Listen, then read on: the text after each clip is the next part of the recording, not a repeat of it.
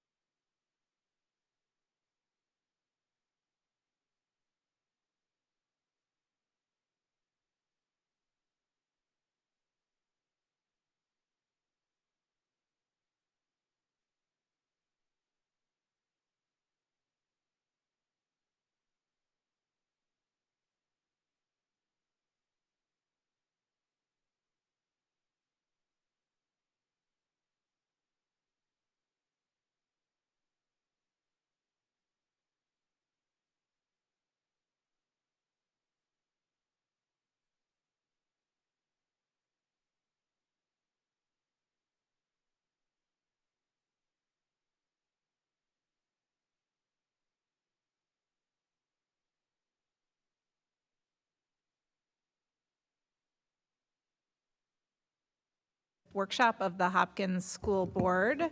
We have 3 agenda items for the workshop, and then at 7 o'clock, we'll move into our regular meeting.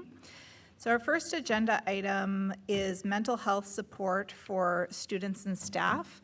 This has been a topic that has come up in community conversations that we've been having as board members, as we've been out and about. It's been an ongoing conversation, certainly throughout COVID, and as we move into this stage of the pandemic, what we're doing to really support everyone in our community, in our schools, with mental health. So with that, I'll turn it over to Dr. Mary Perry-Reed. Thank you very much, Chair Westmoreland, and good evening to everyone in the space, in the physical space here and also online. Like Chair Westmoreland explained, the last 2 years navigating the pandemic and facing its challenges head on have been stressful for many individuals throughout the system. And I also think about public education, the work of teaching and learning and supporting teaching and learning in schools, and how very human-facing and human-intensive the work is. There's a lot of pressure for students to achieve. There's a lot of pressure for teachers and staff and leaders to serve families at high levels. So this is an environment where there can be varying levels of stress. So we do want to pay attention to the mental and holistic wellness of our scholars, our students, our staff, and even our families. So we wanted to provide the board and community with more information on what our efforts look like around support for students' mental health, and also what resources and support look like for staff wellness. And I'm very happy to have Fonda Contreras and Julie Kaczmarek join us at the board table. If you ladies want to step forward, and you can sit right here at the board table. Fonda is our Director of Special Services, And Julie is our supervisor in benefits on the HR team. And I'm happy to have these ladies with us to lead us in a conversation around mental health support for students and staff.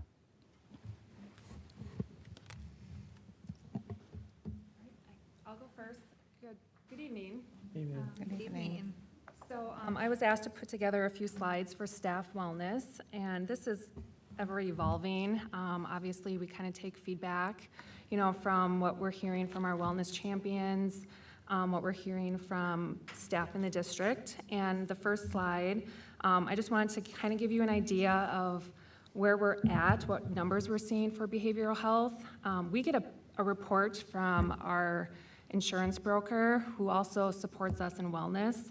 And the behavioral health, what we're seeing through our claims data is that we had 423 members with a behavioral health claim. The admissions have been higher with higher cost of claims is what we're seeing. And this data is from January 2020 through December 2021. What's interesting is what we're seeing is it's most prevalent around 10 to 29-year-olds.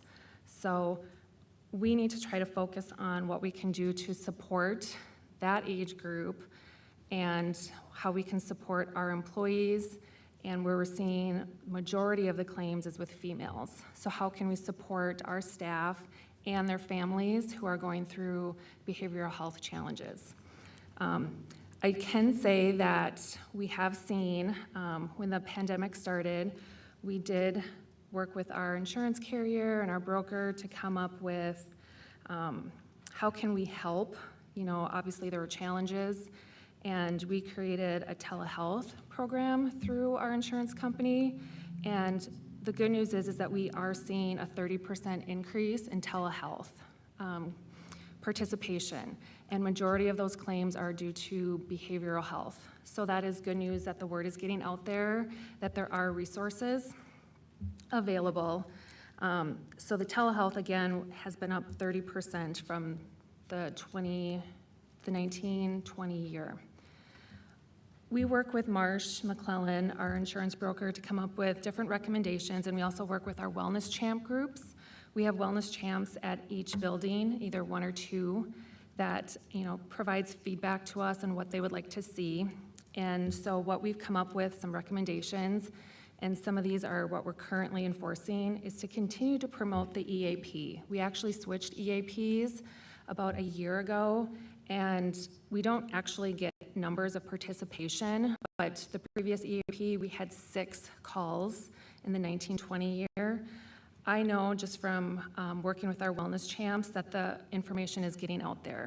If you even go around in this building, outside the restrooms, you'll see flyers in some locations with a QR code so staff can scan it.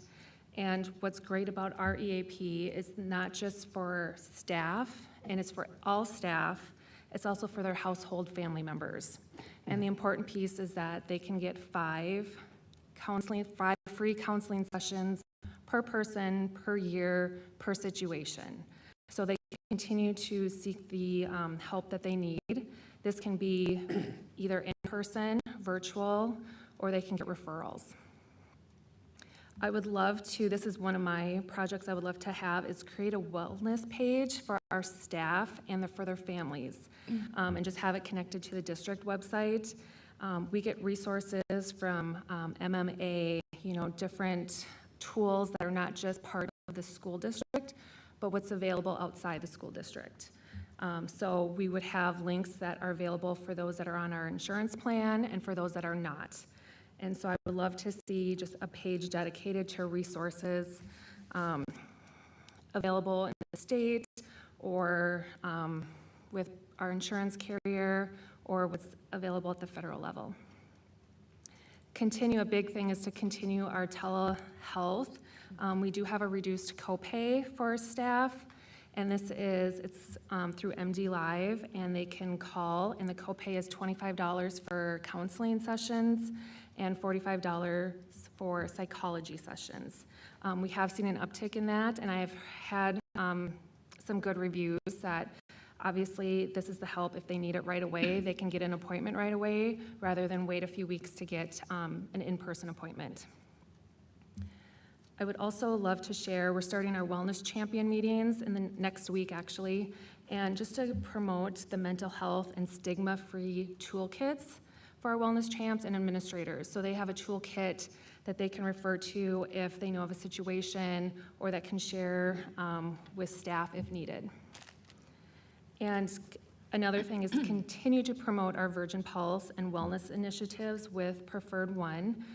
We have resources through our wellness platform and through Preferred One that are available to employees. For Virgin Pulse, it's available to all employees. There's certain, what's called a WIL, it's a behavioral activities through the Virgin Pulse that's available to all staff. And I believe it's been 6 years since we've done a wellness survey. I would want to get, with the help of our insurance broker, a wellness survey created to find out what are the needs and wants for all of our staff. I really want to see what school nutrition, community ed staff, paraprofessional staff would like to see. So a wellness survey, hopefully sometime this fall, early winter, we can get something out so that way we can evaluate what we need to do and what are the wants and needs. Okay, so this spring, our Wellness Champ group actually worked with our wellness broker, and we came up with some strategies and some components we would like to see that we can promote, continue to promote with our wellness champions and with the district. So we really want to push preventive care, work-life support. That's one of the top things we hear, is that work-life balance. How does staff achieve that? We already do the telehealth options, mental health screening tools, which will be in that toolkit that I would love to get out to each building, access and quality of care, continue to work with our EAP, review the network of clinics, reevaluate our medical plans, see if there's any improvements that can be made there. Training and communication, I would love to just have, and with the help of our broker, is to come up with a mental health stigma, anti-stigma campaign, is that it's okay to ask for help. And I think that's something we need to really push out there, is that we have the resources, help is available if needed. And then obviously, when I mentioned the website, it's to have easy access to resources. Love to have just links and pages, phone numbers available to staff that even their family members have access to, that they can look up what resources are available. And then just continue to have that leadership support. Our wellness champs, definitely keep pushing, that we really need to look at that work-life balance. What can we do? How can we achieve that? Obviously, when we see our behavioral health claims, we know that there's family members. How can we help our staff get the resources they need just for themselves and for their family? And so continue to have that leadership support. How can anybody in the district help our staff with the resources that are needed?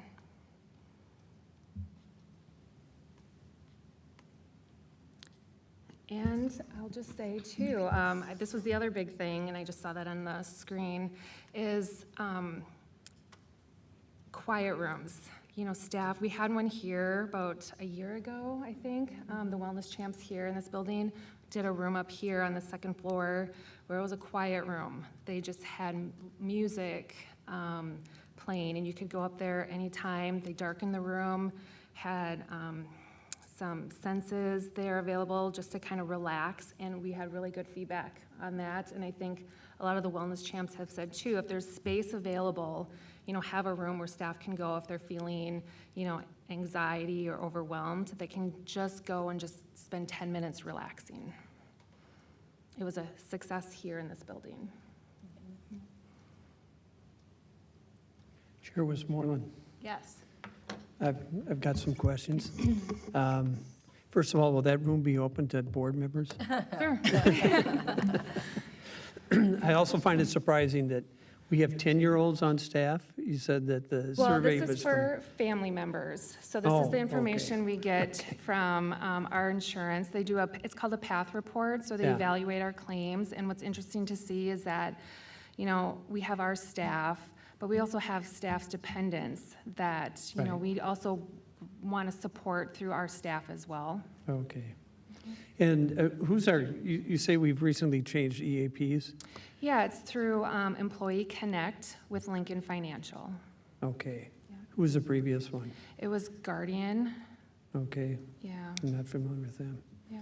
All right. So we really, we have some really great wellness champs. One, they created a big flyer and set up a QR code, and, they put it in locations that staff can just easily go and scan it, and it takes them right to the website. So that way it's just easy access to it. They don't have to, look for it in their email I send, with the link. So just to continue to promote that. And I do know just from the last 6 weeks, the inquiries into it have, jumped. When I met with new staff, I really try to promote the EAP just so they know that it's available.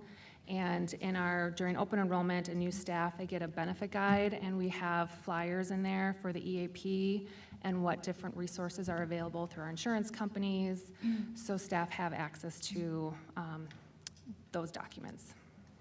Do you think the recent increase in use is due to promotion? I think the Wellness Champs, as of January, when we, met with them to talk about it, I think that has hugely increased. Okay. I think there's creative ways to inform staff. It's not always through an email. I think it's through, educating the wellness champions. They, sat in on a wellness champ meeting, and we went through the EAP, and they went back and had their staff meetings and promoted it. Okay, So I do think that did assist in the increase, yeah, in the inquiries too. okay. Did you find that there's seasonality to the use of the EAPs? I would love to have that data. I just don't have that data. Because I'm just wondering, the Yep. first month of school might be more Right. stressful for some, especially with all the new Well, hires we've got this year. Correct, yeah, correct. That's the question we've asked Lincoln Financial, is there any way we can get the numbers? Yeah. And at this point, there's not. Yeah. So what I hear is pretty much that, people have been utilizing it. Okay, Which is great news. And I really want it to be, so that it's not just for our employees, it's for their household members. yeah, It's for, their dependents, their spouses. So that's kind of the promotion that continues to be, needed, is that, and it's not just for staff on our insurance, it's for every staff member. right. Okay, thank you. Julie, thank you so much. All right, It's thanks. wonderful to learn about all of the different options to support staff wellness.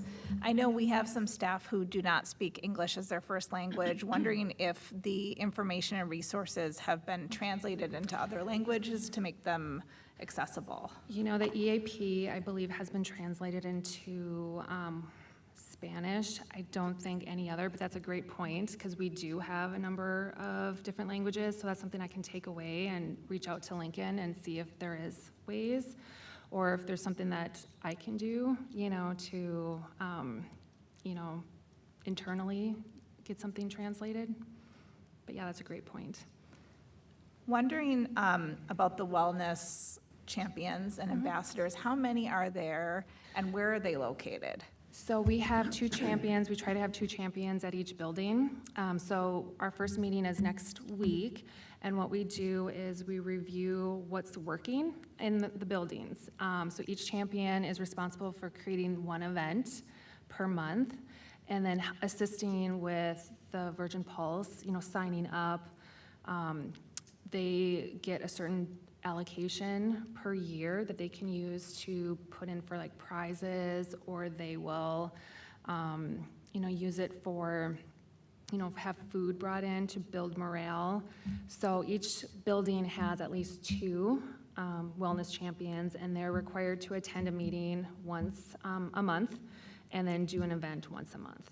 And so they really have, the last I mean, they've been really great to work with. They really have great ideas, and it's specific to the building, so they know what the needs are at that building at that time. That's great, So, thank you. yeah, and so I believe right now we have maybe 1 or 2 buildings that don't have wellness champs, so that's where we have to, get out there and, see if there's anybody passionate about wellness that wants to be a part of it and, provide feedback, attend the meetings, and let us know what's going on. Thank you. Any other board member comments or questions for Julie before we move on to Fonda's part? Chair Westmoreland, I just have one quick comment.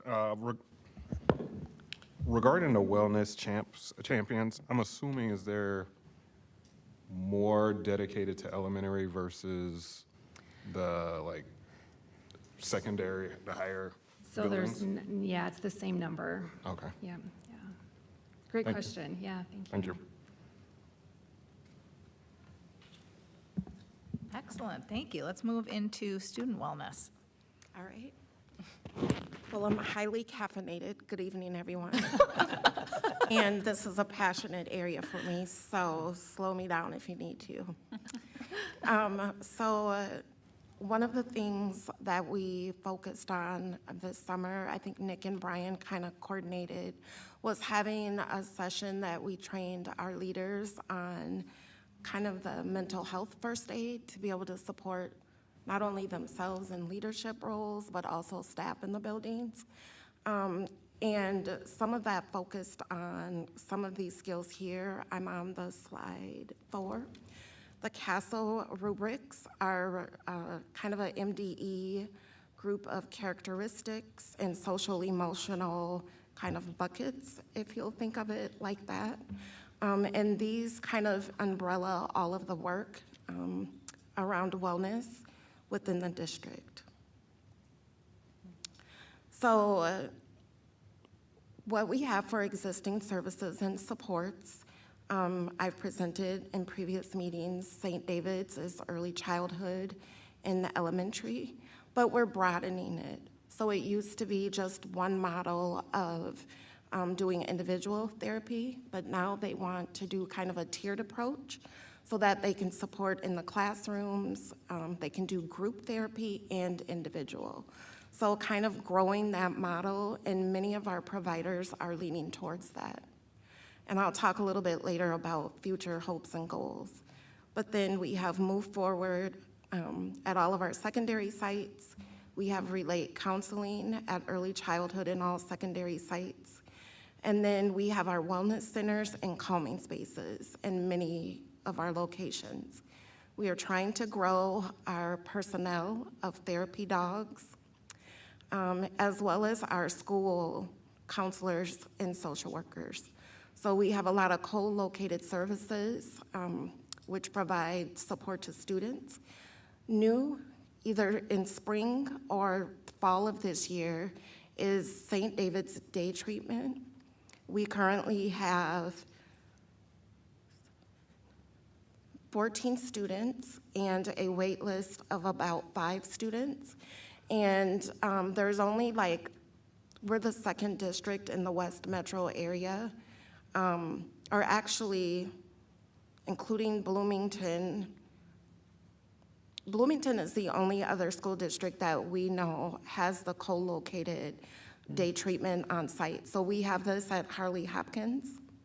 In the spring of last year, we brought in Bravada Consulting to the high school, which is more focused around students' needs, culturally specific. And they also do that tiered approach. So they provide the classroom support, group therapy, as well as individual therapy. We have Relate services at the high school, and then also, which is new this year, and then we have St. David's after-school program. So it's for our students that wouldn't typically be a part of things like after-school sports and leisure, but it provides them a space to be with other students from other districts, and they meet at the high school to have some extracurricular activities and social emotional it's a time for them to build on their social emotional skills as well. So that's also new to us this year. In order to kind of get a snapshot of what our students need, we are finally on board with a lot of buy-in for Panorama that is administered 2 to 3 times a year. So if you think of it like our literacy in elementary, when we do screeners, we do it a few times a year to see where students are at. So it's a way of gauging what a classroom teacher needs to do in terms of social emotional skills, so from a classroom level as well as individual levels with individual students. They can drill down and see what students need. And then the others are kind of surveys that also look at different characteristics and social skills through surveys that students take. And then our social skills curriculum, we have Second Step. This is year 5 of Second Step. Gatewood is using something that's eco-friendly and about outdoors and how do you bring social skills to the outdoors. And then new this year to secondary is Character Strong. So Dr. Clay Cook and Dr. Smith are the authors of this curriculum. And we had him come this summer to speak with administrators about this to see like, hey, do we want to adapt this? And folks were really excited and they said, what's the catch? How much is it? And it's free to us. So they are providing this service, the support. Our secondary staff have had a couple different training days during the opening week. And they are providing a lot of coaching support. So I'm gonna play a little video about Character Strong.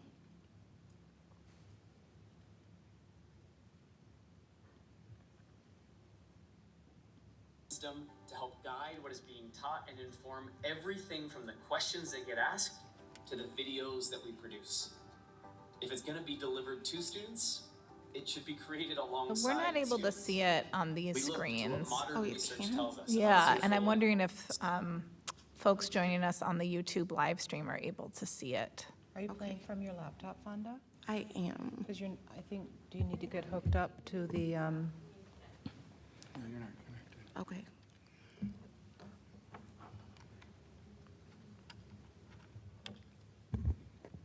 whatchamacallit? Do you need to get hooked up to the whatchamacallit? I don't know what you call it. The thing.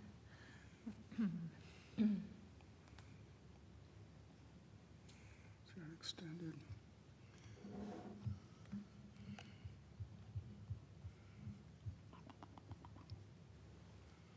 I forgot at least what's the one showing my slides, so. Okay.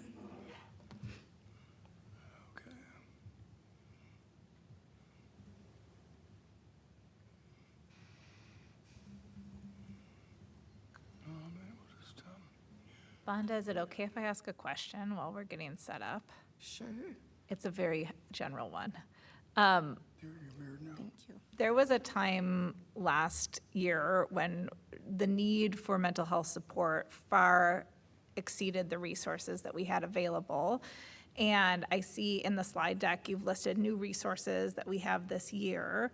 Where are we in terms of demand and ability to meet the demand for student mental health services at this point, generally? Yes, and that is a very good question, and I have that in our next steps because we want to create a dashboard, but with the models shifting a little bit with our providers, going from just one model to being able to support in the classroom, then it's like their time is divided out a little bit more.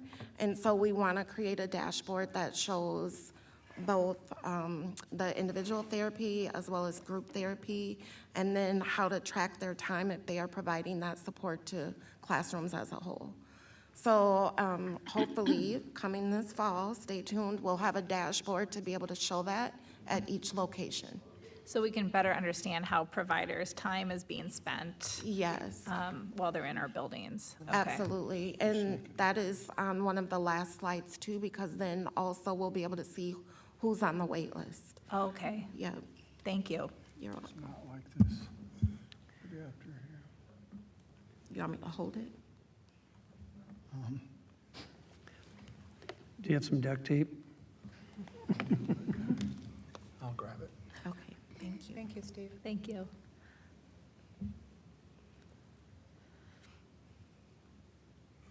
Well, actually, I gotta go put it out in the other room. You want me to wait? Skills. Our content is guided by the expertise of Dr. Clayton Cook and Dr. Brian Smith, each with a long history in the research and development of lessons and professional learning that have real impact.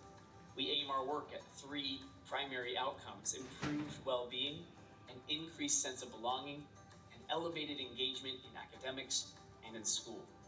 3 things that the research say are both necessary and attainable. We work alongside educators around the world to build tools and lessons that meet needs. Content that will be taught by educators should be built alongside educators. So we create curricula and trainings that are low burden but high impact. We make things that are intuitive and flexible with plenty of supports built in to make sure you have everything you need to do this work with enthusiasm and not anxiety. In order to equip ourselves and our students with the tools we know will help us and them thrive in today's complicated world, we must live right in the middle of relevance, research, and reality. So, see you in the center. So that is the Character Strong curriculum that we rolled out this year. And staff seem to be pretty excited. Let's see. How is that curriculum delivered? Like, at what point during the school day does that happen? So I've seen different times, and I wonder if you all want to chime in too. I've seen through the different emails that go out, different times of implementation in different ways. How have you all saw it? Mostly advisory. Yeah, I've seen it in Opportunity Hour. Basically, with our home-based teacher, we kind of go through it. We work through like activities from Character Strong. And I guess that really depends on what block you have Opportunity Hours. So it's really kind of dependent on your own block. But I think that's honestly the best way to show it too anyways. And that's how they're getting it across, really. I know service dogs last year were kind of either like roaming about the halls with obviously like their person. But I know they were at lunch a lot too, which was kind of a good like catch-all for everybody. So it was kind of fun. Have you all had enough exposure to Character Strong to say whether you like it, to comment on it? I would say I don't want to like be too negative on it, but it's tough because it's given at a time when most students are used to like just getting homework done or something. That's what most people want to do during that time. For us, it's essentially been like icebreakers basically, where it's look at this picture, what does it make you think of? So it can be fun if students get into it, but I think it's hard to get people engaged in that sort of activity, in all honesty. Yeah, I also think it's dependent on activity in class because, like how your teacher decides to go about presenting that to the class. I feel like in my class, like we have good experiences with that, but it's dependent on the kind of event or like the thing that they have us do. Like some things are more applicable to students and they're like, I would want to participate in this. And then whereas other things, it's like Oscar said, maybe want to be doing homework because that's what we're used to and that's what we had last year. So it competes with a real need, which is getting your homework done. Yeah. But hopefully it'll progress from the get-to-know-you activities to the deeper, more meaningful, introspective work. I was going to say, I know like in my home base specifically, we've done some of the activities that the other student reps have talked about. but nothing has been mentioned like specifically about character strong. So there kind of seems to be a disconnect there, at least in my experience. Good feedback. I've had it mentioned. Okay, thank you. That's good feedback. Thank you. So then for next steps, we heard from our student board members last year. There was some confusion around where to find resources if wellness needs are needed. And so there were some things on the website, the Hopkins High School website, but the question came up, how many people know that it exists? So we brainstormed with some scholars and secondary staff about doing posters and announcements several times throughout the year so that students just knew where to access. I think you helped with some of those recommendations. And so even though it exists on the website, how do we let people know what's there and what they have at their fingertips? So continuing to do the advertisement around that.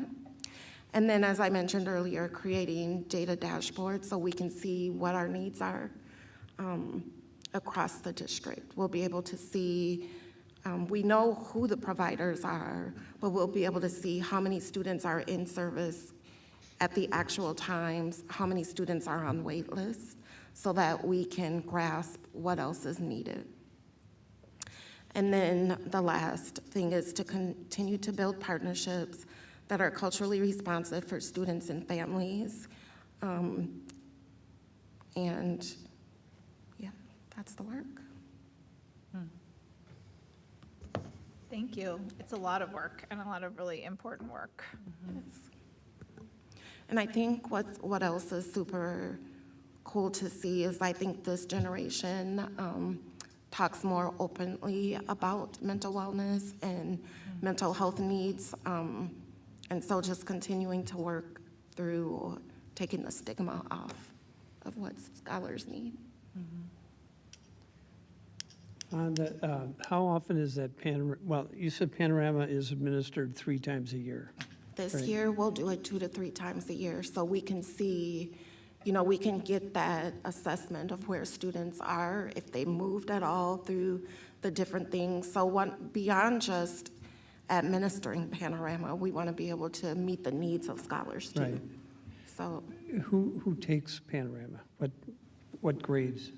all grades. Really? Okay. All right. 3rd through 12, but then the teachers will take Panorama on behalf of K through 2 students. Oh, So it's reflective of our entire okay. grade span. I also have a question about Move Forward. Yes. I've been a supporter of theirs for many years. And I know they used to have their headquarters here in the school, and I think they recently moved to downtown Hopkins, if I'm not mistaken. But you said it's in every school? How does that work? How do they, It's in the secondaries. okay, So they just kind of let us know the allocations that they're able to support with each year. Okay. And, yeah, so they are at the secondaries. do they have a representative in each school then, each secondary school, or, Yes, there might be some crossover staff too, okay, yeah. all right.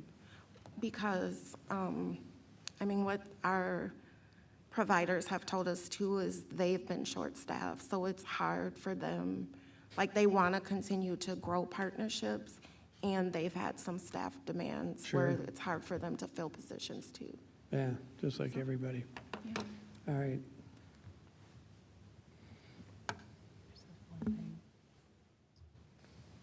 Were you going to say something, Grace? Oh, no, I was just moving it, sorry. Okay. Okay, well, I want to thank you both for the report and helping us understand how we're supporting our students and staff. And before you go, I just want to do a quick celebration. So Fonda has lots of FaceTime with board members, so you already know how wonderful she is.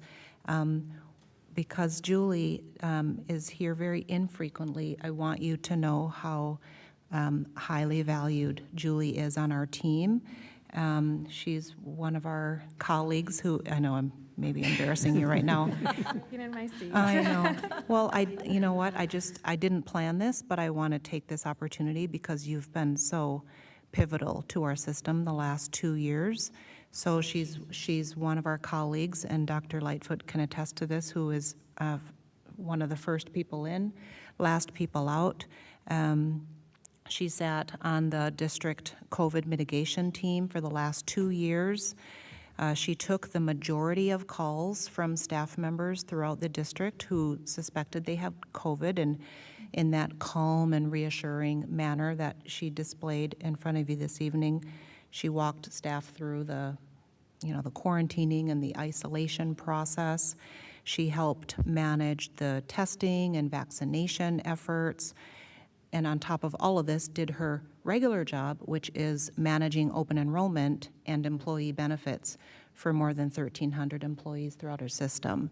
And so I just think it's important for all of us to know how wonderful Julie is. She's very, very skilled, and both in her technical capacity and also her interpersonal disposition. And I just want to thank you for all of that work you did for the last 2 years during COVID. So thank you.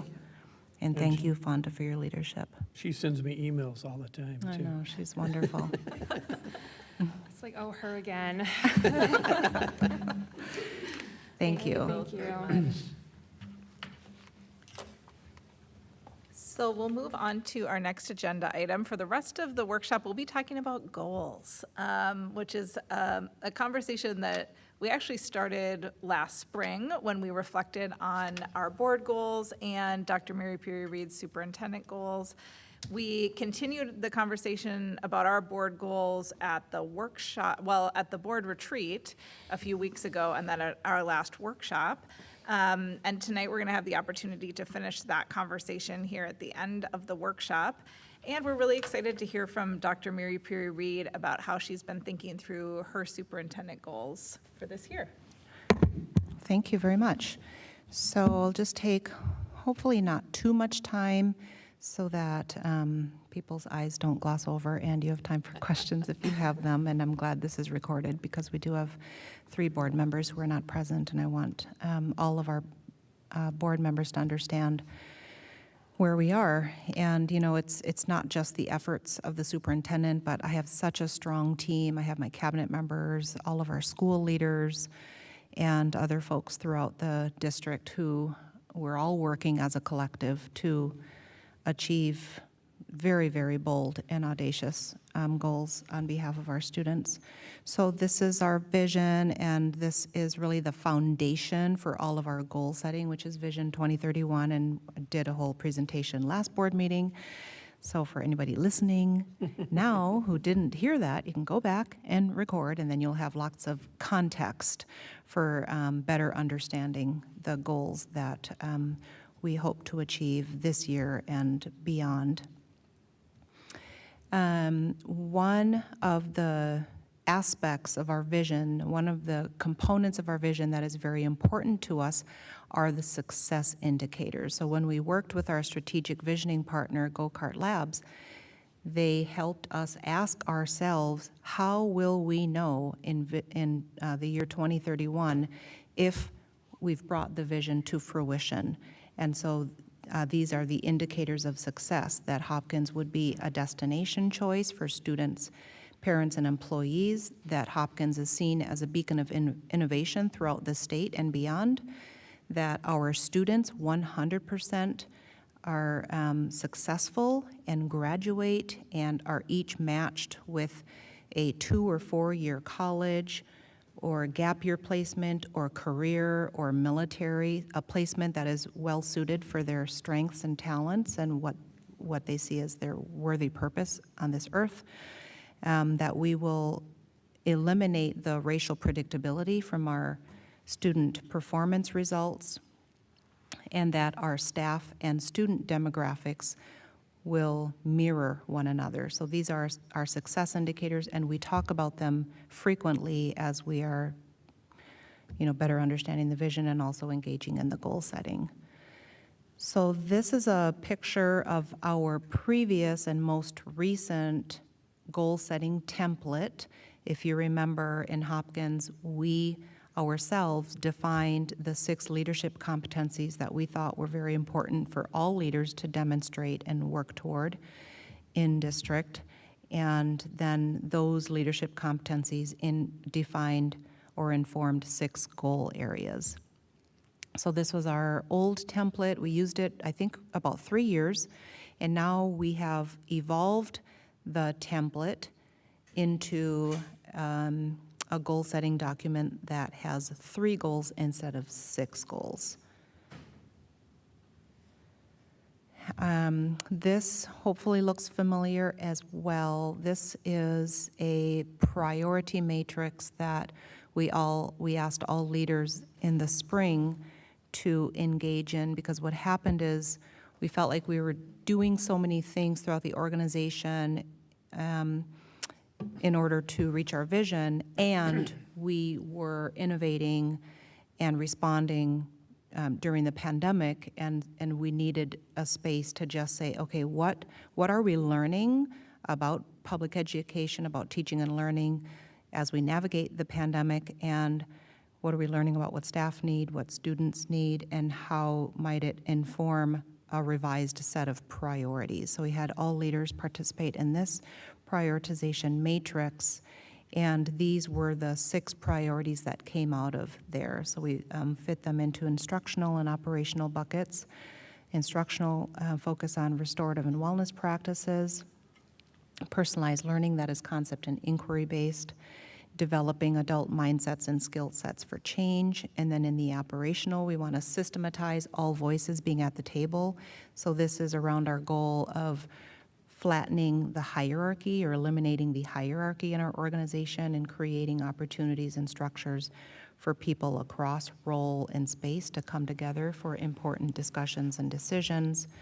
We also have an aspiration to build a very strong data system that helps us make quality decisions, and then focusing on holistic school safety, where each school has a school safety team, and they are well trained to both prevent and respond to school-wide crises or incidents, and we have a district-level team that supports our school teams.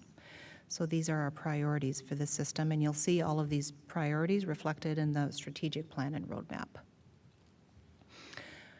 Okay, so then we have been working with a consultant, you could call her, we call her our friend, but she's technically a consultant, Meredith Fox.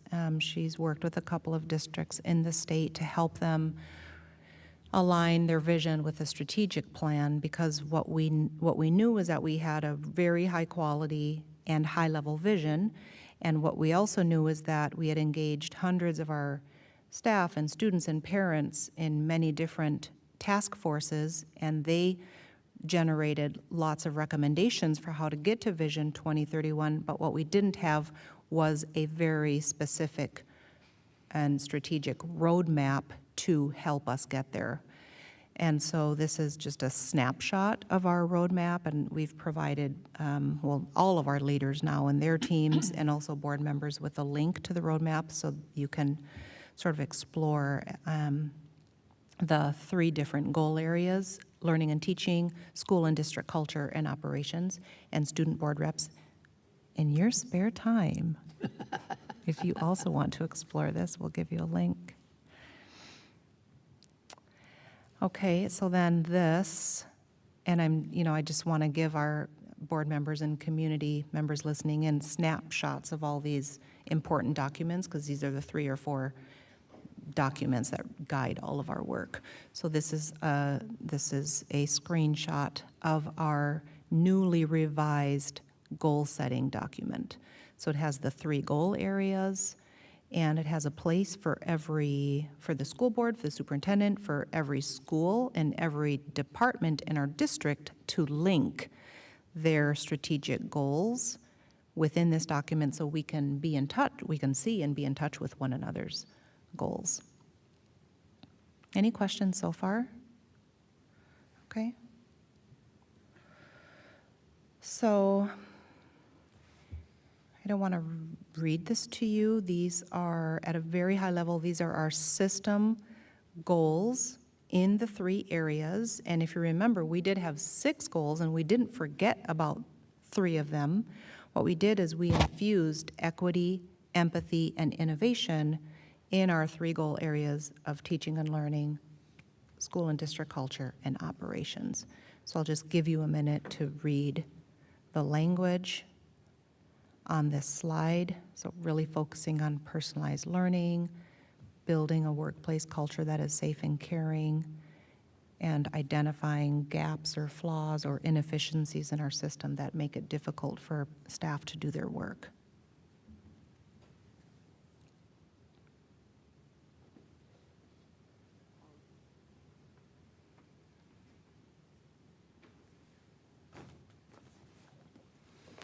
Okay, so what I'd like to do now is, and this really is just a draft of my thinking. It does need to be finessed because we do have 3 district-level teams that have leaders from across the system sitting on each team, and the 3 teams align with those 3 goal areas. However, we've only met with 2 of the 3 teams. The 3rd meeting, transforming school and district culture, that team is meeting tomorrow. So I just want to make sure that we're being thoughtful about a number of different conversations taking place before I finalize my goals. Also, Ann Ertl and Abby Holm and I are sitting down with each team of school leaders to talk about school leader goals. And then we need to make sure that our district leaders have a goal-setting process that they will follow.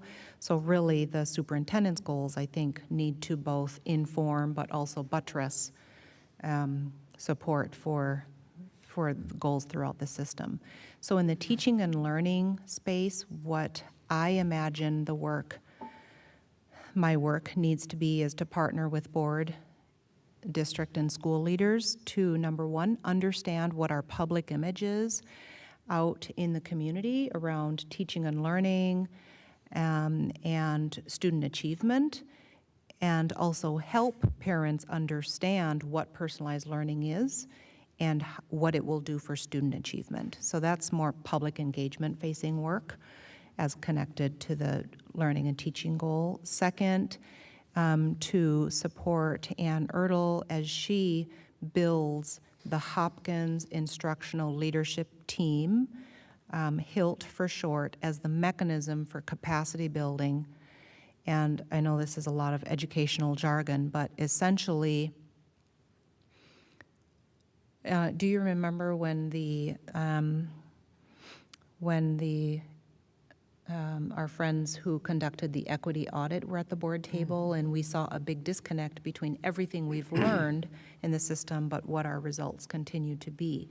And, I call that learning transfer of learning. I'm sure we talk about like the knowing doing gap. There's probably multiple ways of naming that disconnect, but we need to make sure that we find the mechanisms and the structures and the processes for teachers to feel supported as they shift their practice from teacher-centered to student-centered, from one-size-fits-all to personalized learning, from teacher telling to inquiry-driven, right? And so we imagine that HILT, this team of, Anne, how many people are in HILT? Like 70 or something?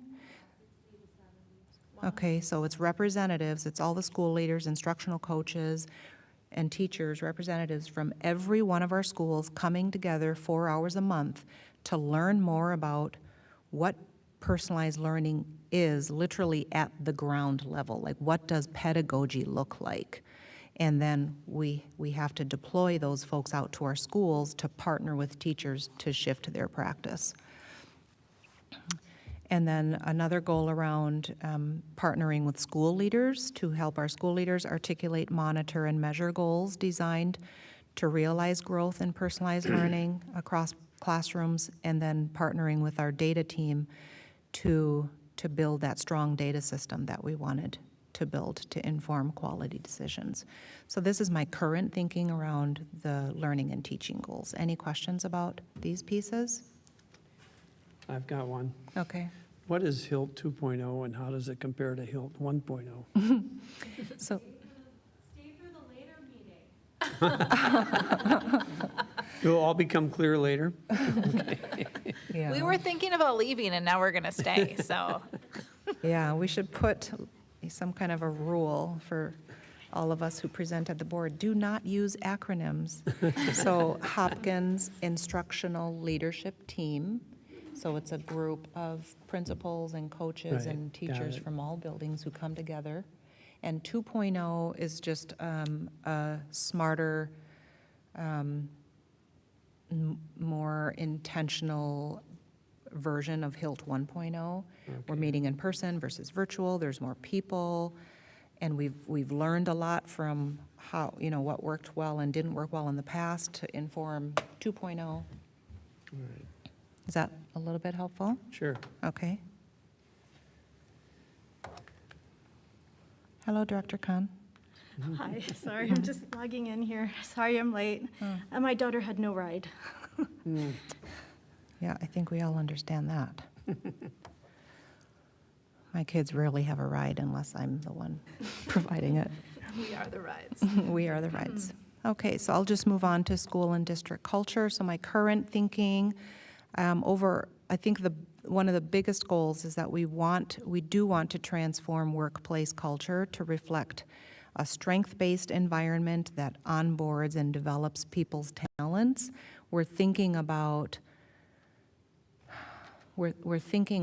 how people are making decisions about where they will work and how long they will stay based on how fulfilling the work is in the organization and whether or not there's psychological safety, whether or not their input is valued, whether or not they feel part of a team. All of these ingredients inform, whether people will stay for a substantive amount of time or perhaps find another opportunity. So we really want to focus on retention and to think about all of the factors that influence retention.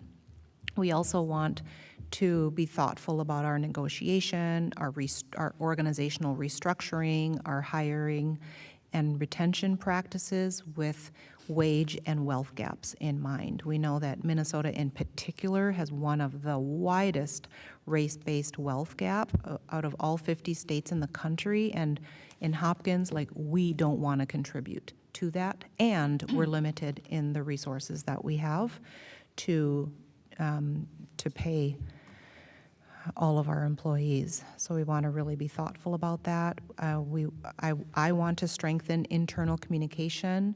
The theory of the hypothesis there is that if people feel well informed about important things that are happening throughout the organization, then that helps them have a more fulfilling experience and helps them feel part of a team. I'm committed to finding ways to systematize all voices being at the table. Being committed to finding ways to equip school and district leaders to develop staff mindsets and skill sets for change. So already now we've had 2 mini professional learning sessions for leaders on change. What is change? What are sort of the emotional phases folks go through when they're facing change? And how do you change practice? Do you change mindset first, or do you focus on practice, right? When you want to, for example, move from teacher to student-centered learning in classrooms. And then you remember one of our focus areas under learning and teaching is restorative and wellness practices. So I'm also committed to finding opportunities for all staff to apply restorative culture practices, including addressing conflict and harm. Any questions about school and district culture goals?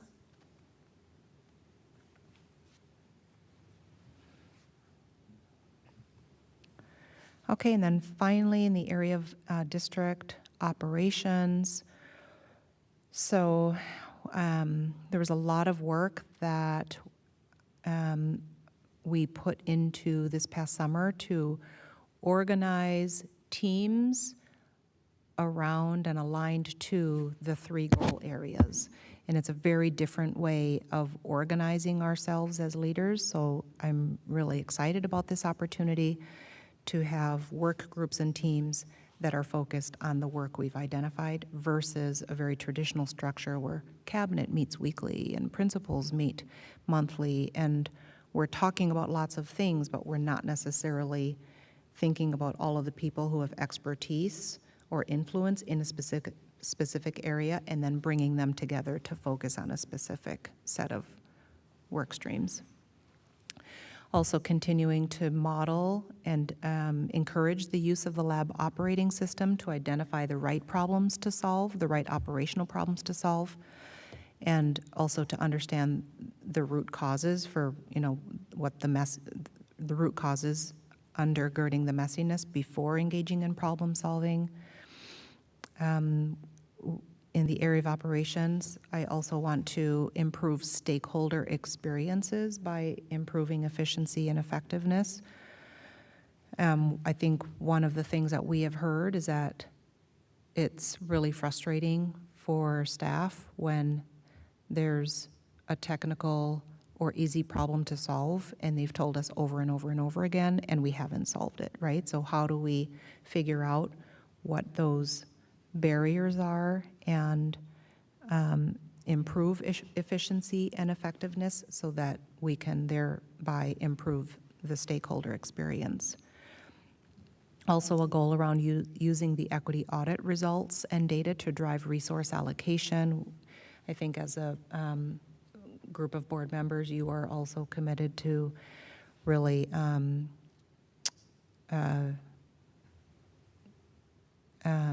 sorry, I'm losing my train of thought, honoring the work of the equity audit and using the findings and the recommendations to inform our thinking and to inform how we tackle problems throughout the system.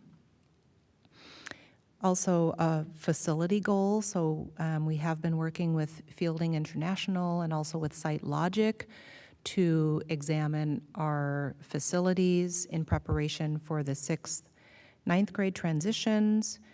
We do need to determine whether or not a referendum is needed next year or the year after to have the resources to improve and renovate our spaces. I had a meeting today with Director Contreras at Glen Lake, looking to see the degree to which our playgrounds are all ADA compliant, and do our students who are in wheelchairs, do they have access to swings and to playground equipment that helps them have fun and thrive during recess time. And then, of course, supporting and providing leadership for the 6-9 transition. Dr. Lightfoot is the project manager on this big transition, but it's really my job to support him and make sure that our teams feel like we're engaging in that transition process in a really organized and thoughtful fashion. Okay, so that's a lot. And it's good work, and I'm excited for it. And that's my last slide, so not sure if anybody has questions. Yes. Any board member or student board rep questions? That probably wasn't a very thoughtful conclusion, just saying, okay, I'm done, that's a lot. Any questions? That's it. Well, I kept seeing areas of alignment in your goals and then our board level goals. And so I think that, I don't want to say simplifying, but changing from those 6 leadership competencies to the 3. Yes. Has been really helpful. It certainly was helpful for us as a board to think through how we wanted to organize our work. And I think, when we're communicating out to our community, what does this work look like and what are the buckets? I think having the 3 is much clearer and allows for that closer alignment. So it was really great to see how you're thinking through your work in each one of those buckets. And then, of course, that allows us as board members to think, okay, how can we be partnering effectively with you as you're advancing these goals throughout the year?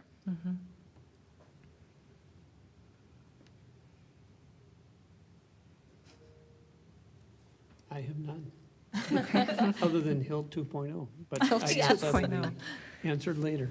More info coming up. Just a preview. I do look forward to the work and to partnering with you as board members and also all of our leaders to serve our students and staff well. That's really important. Thank you. Thank you for the thoughtful goals. So we'll move to our final agenda item for the workshop, which is our school board goals. So as I mentioned earlier, we started this conversation about our goals for this year actually last spring, when we were reflecting on our school board goals for the previous school year and thinking through if we achieved them or not. And so I wanted to include some historical information for the board and for our community in the packet. So you'll see the second part of the report that I prepared is our goals from last year. We pulled pieces of these, pieces where we believed that we needed to do more work or just continued work in those areas, and integrated them into our goals for this year, for 22-23. We also aligned them to these three areas that you saw in Dr. Mary Peary Reed's presentation. So teaching and learning, school, district, and culture, and operations. And of course, as board members, we're thinking through what's really in our purview, which is policy, budget, and if we're thinking about learning and what that means for us as a board, that's professional development. And learning from best and next practices that are happening across the country when it comes to anti-racist and equitable and innovative educational strategies, and how that can, really inform and shape our work as a board. So we had a pretty detailed conversation on these board goals at our last workshop, and my homework was to compile them into this draft report. So the goals that we would be approving tonight on consent at the meeting are the 22-23 goals. The 21-22 goals were already approved last year, and those are just for reference for our community so that you can see the trajectory and what we've been working on. So curious to know from my board colleagues, including our student board reps who were part of the goal-setting conversation 2 weeks ago, if there are areas that need to be changed before we approve them at the meeting at 7.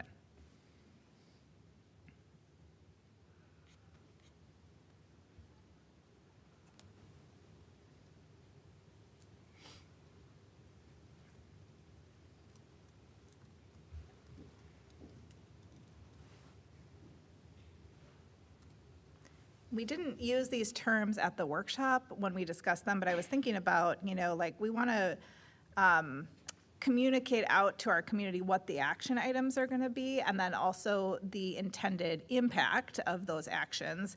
So dividing kind of different priorities that came up in the conversation 2 weeks ago into those two categories under each goal area. So I wanted to get your feedback on that too, if you think that that's an effective way of communicating how we're organizing our work ahead. Or if we need to change that in the next 20 minutes or so. Or if there are some major revisions that need to be done, we can approve these at our next meeting. Our next board meeting won't be until October 25th, so I think ideally we'd like to get started on some of this because a lot of this work is happening in committees, and those committees will continue to meet, of course, between the board meetings. So I would say ideally we approve these tonight, but if there are major changes, of course, we wait. And with that, I'll stop talking and see if you have any feedback. Well, Chair Westmoreland, I think this document accurately reflects the discussions we've had in the past. As I looked through it, I didn't see anything that that stood out as being, you know, at odds with anything that we had discussed before. So I think it's a solid document for going forward this year. Thank you, Director Adams.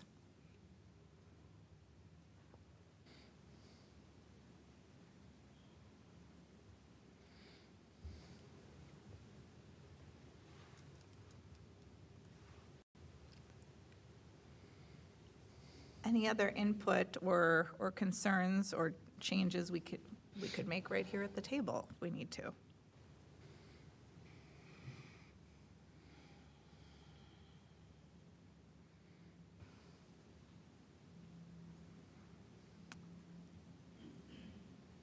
Should I take that as good news that we are ready to approve these at our meeting? I mean, the student board reps are nodding, so.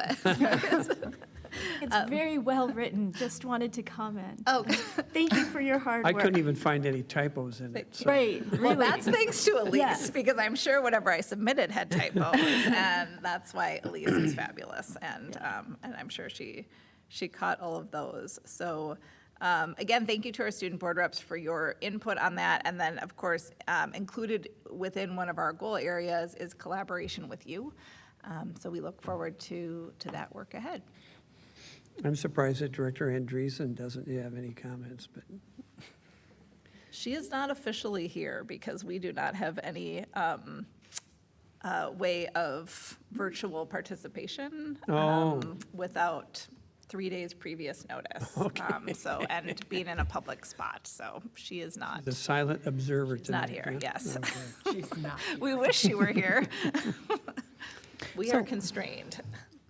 One of the things you could get started on if you wanted to are the under school and district culture, the pairing up with schools. So I would be happy to collect information from board members about maybe which 2 schools you would be interested in visiting, and then also just send out some suggestions for how that visit could be organized, if that would be helpful to the board.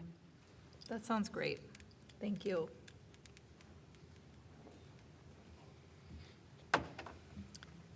And then, as I mentioned, some of this work will be happening in committee, so like our CFAC is already hard at work on the, some of the goal area 3, operations, fiscal transparency and understanding, and then, of course, our monitoring committee is working on policy transparency and understanding, and so that work will continue to evolve.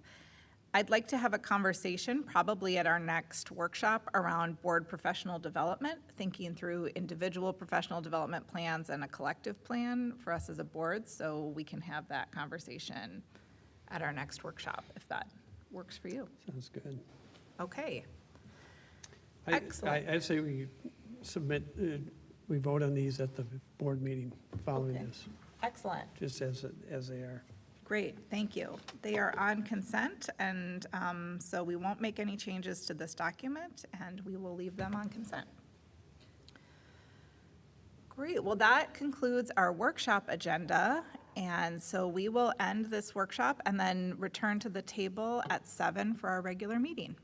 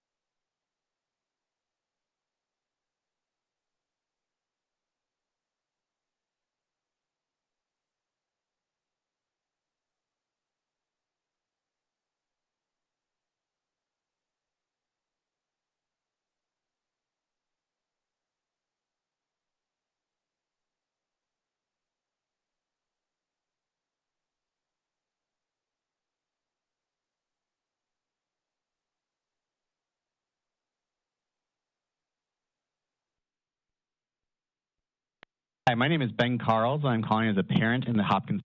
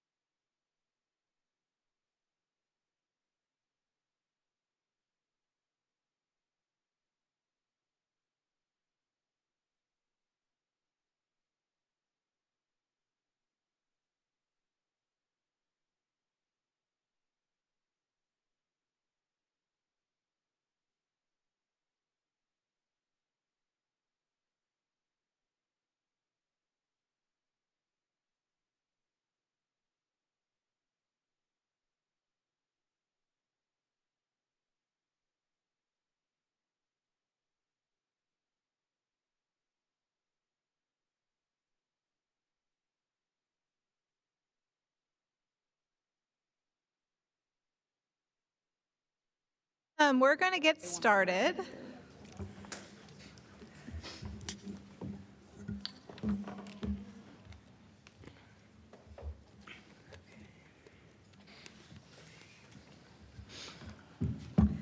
This meeting of the Hopkins School Board is called to order at 7:02 p.m.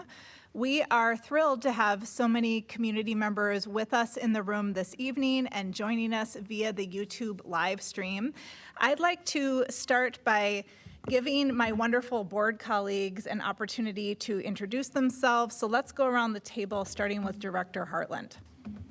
Certainly. Good evening, everybody. I am Director Rachel Hartland, one of the 2 newest board members, and I am a just about 6-year resident of Hopkins Schools, and it's a place that my family chose to move when we had kids who were school age. So I currently have a 7th grader at North and a 5th and 3rd grader at Meadowbrook Elementary, and joined the board because I really am a huge proponent of Hopkins Schools and community involvement, and I'm thrilled to see everybody here today. Hi, everyone. Thanks for coming. My name is Katie Peterson. I am parent to 5th and 6th graders in the district. Steve Adams, treasurer, and I am the parent of 2 grown children who attended Hopkins schools all the way from kindergarten, or actually early childhood through 12th. And we moved into the Hopkins School District expressly for the schools before there was even open enrollment. So that tells you how old I am. And I'm in my 12th year on the school board. Good evening. I'm Dr. Mary Puri Reed, Superintendent. This is my 6th year in this role. I have a 5th grader at Xingxing Chinese Immersion and a 9th grader at North. Oh, and a stepson who's a kindergarten paraprofessional at Eisenhower. I love that.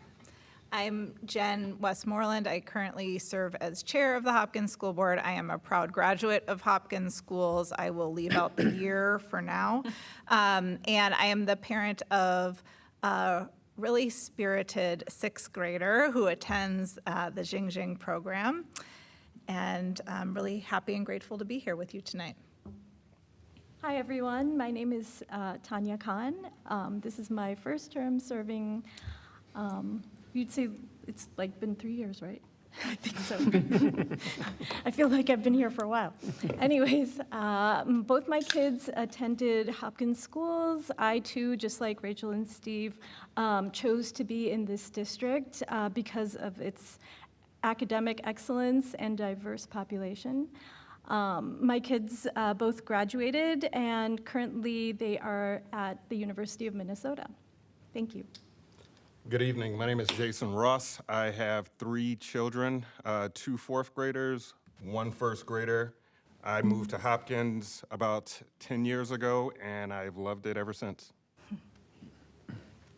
And our student board reps are with us this evening. They are wonderful, and they will introduce themselves momentarily when they give their student board representative reports.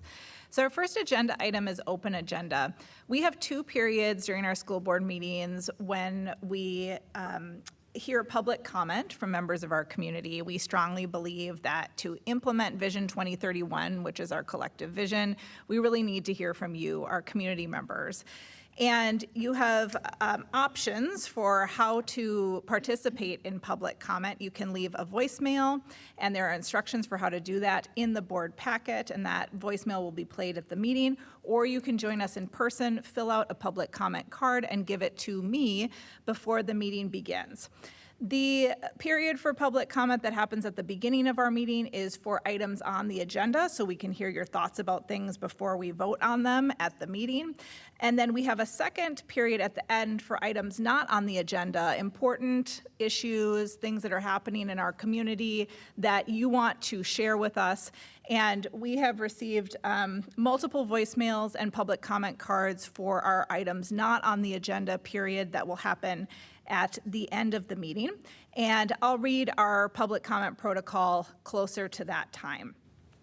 So next we'll move on to our reports, and we will start with our student board representatives' reports. Who's going to kick us off this evening? Isabella, fantastic. Yes. Hi, I'm Isabella McCoy, the Senior Cohort Coordinator. The first thing I want to bring attention to is the sit-in at Hopkins on Friday regarding the prayer room for Muslims that involved a para-staff member. While I cannot speak for the people involved in the situation, I can bring light to the fact that things like this are happening at Hopkins. The way staff handled the situation has reflected poorly on them and left students from all grades upset. I think it's important we make smart choices about what kind of staff should be allowed to watch over our prayer rooms, especially with the prayer rooms being separated by gender. Times of worship are an important part of making people at school feel welcome and cared about pertaining to their culture. The sit-in provided an opportunity for there to be a conversation about how the situation was handled, especially with the wrongful suspension of a student. Staff needs to focus on working with students to make sure their needs are met so something like this can never happen again. The damage of this event will not go away and leaves a lot of students questioning how comfortable they feel at school. There are other students here with us today at the board meeting to shed light on their experiences. We as students want to see staff making an effort in trying to go about resolving this that should be reflected specifically in their actions. Making students take extra time off for a suspension further disrupts their learning, especially when a staff member is to blame for the escalation of the situation. Another thing I would like to bring up is the club fair being moved to this Friday. Our SBR members will have a booth and hope to see you there. We are currently looking for sophomore members to join our board, so come check us out at the fair. The last thing I would like to bring up is the kickoff meeting our student board had with Principal Ballard. We discussed mending relationships in the building so people can express concerns, questions, and any other news. We are working on building community and creating a deeper connection with all students and staff. The board is a great way to go about doing this, and there are many things we have planned for our school. Thank you. Thank you very much, Isabella, and we're really looking forward to hearing from the students who are here tonight to share more about that experience last week. Any questions or comments for Isabella? Great. Who is next? I'll go next. My name is Elif. I'm the junior cohort coordinator. And I just want to talk about the two severe situations that occurred at Hopkins High School in the past few weeks. The first was a stay-in-place order after a rumor regarding a student holding a gun of some sort. And we waited in our classrooms for approximately 40 minutes with no communication. Our teachers had no idea what was going on, and our parents had no idea. And it was until after school that something was sent out. It was vague and unhelpful. And it was just disappointing to see our ill communication as Hopkins. You know, we pride ourselves to be such a great community, but we have no idea what was going on, and it was scary. And we understand that there was a stay in place because that's a precautionary method, but we wanted some kind of proper explanation for it. And then the second thing, as Isabella had mentioned, was the horrifying situation with the Hopkins employee. I mean, just stating personally as a student here, I'm shocked that we would hire someone like this and train them this ill.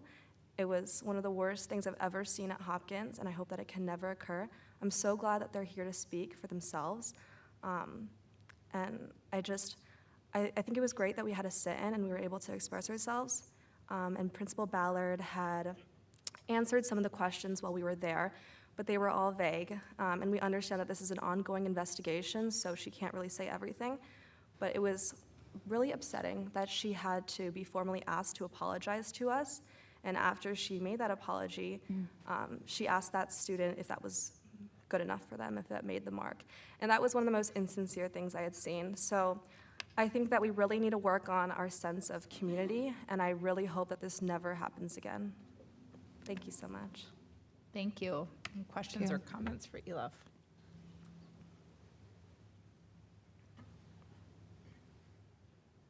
Thank you for sharing all of that with us. Who is next? It looks like Oscar. I'm Oscar. I'm a senior board rep. This is not going to be my most fun board report, but I think that I would be doing a disservice to all of you and to this position to sugarcoat the situation in any way. To put it very bluntly, it has been tough to be a student at Hopkins so far this year. Last week was a series of very serious incidents, but even before that, I think that tensions had been building up. which is what I really want to highlight right now. That the sit-in that occurred on Friday of last week, while it was certainly about the one terrible incident with a staff member after a series of Islamophobic actions, I think that the reason so many students participated in this, I mean, we're talking hundreds, you may have seen the photos, it was a huge, huge protest. There was a culmination of frustration that boiled over on Friday. And I want to delve a little deeper into that right now. I think that, number one, students feel patronized. Students feel that they are being talked down to by administration. When I get to one of my classes, we have to close the door oftentimes to shut out the yelling that we're hearing.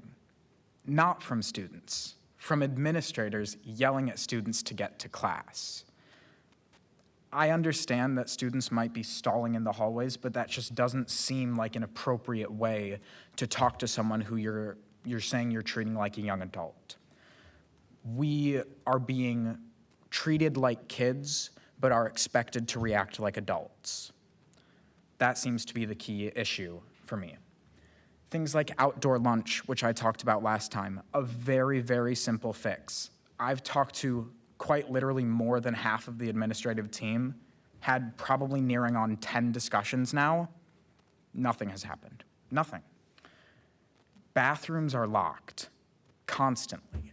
Today, I had to use the restroom. I go to the bathroom, locked. I had to sprint upstairs to a completely different floor just to use the restroom. That's a very simple task, but it's restricted. And I know that the argument is that students are misbehaving in the bathroom, but when this sort of one person commits the crime, therefore everyone is restricted, that sort of punishment leads to a very restrictive environment for all students that all students are feeling.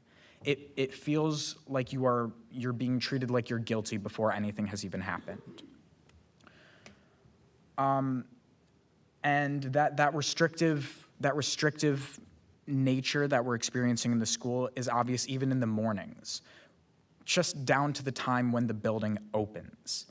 Because the building opens so late, students are left to wait outside for the building to open, and it's really, really hurt extracurriculars. Clubs are finding it very difficult to start in the mornings because they're not let in.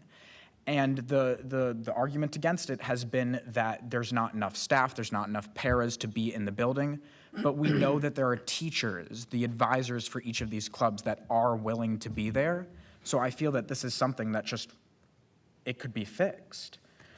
And then even down to the extracurricular fair, it's now been postponed twice. First, it was postponed just because administration felt that we weren't ready. And now it was postponed because of the incidents that occurred last week. And it also comes down to the lack of autonomy that's been given to student leadership. I know that my student council peers will be talking about this later on, but even the tiniest things, we have to go through administration, have to go through a huge bureaucracy just to get little things done. This week is supposed to be the week of sophomore campaigns for student council. There's no posters up. There's a pile of campaign posters sitting in the front office waiting for approval. Every little thing has to go through the system, and it is really, really demoralizing. So to conclude, I think that there needs to be a pretty serious reevaluation of administration's attitude towards students and the atmosphere that it's creating. Thank you. Thank you, Oscar. Thanks for that additional context. I think it's really important. You said something at the beginning of your board report that it's not going to be your most fun board report, and I just want to name that, like, we don't have you at the table to be fun, right? that the reason you're here is that you have really important perspectives and you share them so clearly. And so eloquently with us, and this is crucial work, right? The work of school boards, and you all are here doing this work with us. It's not fun work. We have some fun together because we are fun people, I think, at this table. But But this is the work, is grappling with these really complex issues, and we can't do that unless we really understand what's going on in our schools. So I just wanted to address that opening statement you made. Thank you. Grace. Okay. For those of you who don't know me, I am Grace, and I am one of the junior representatives for the Hopkins School Board. And really quickly, before I get into some of the more lighter topics that we'll be discussing today, adding on to something that Oscar touched on with the administrative pushback, for lack of a better word. One experience that I had personally was one morning I got out of my car ready to go into school, and all of a sudden this para was outside, frankly screaming at students to get in the doors and get to class. And I thought to myself, well, there's absolutely no way that I could be this late that it would be an issue. There's no way the bell's already rung. And as I looked at my phone for the time, I was absolutely correct. I had more than enough time to get to class. In fact, I had 7 minutes. And frankly, again, just going back to what Oscar said, it's a huge invasion almost of privacy and of respect that the administrative team is no longer giving to students. The examples that Oscar mentioned and the instance that I shared frequently today, honestly are not the only cases. We are not the only students that are experiencing this, and I think that there needs to be a very major change with the way that Hopkins administrative team as a whole is addressing the problems that we had last year with students.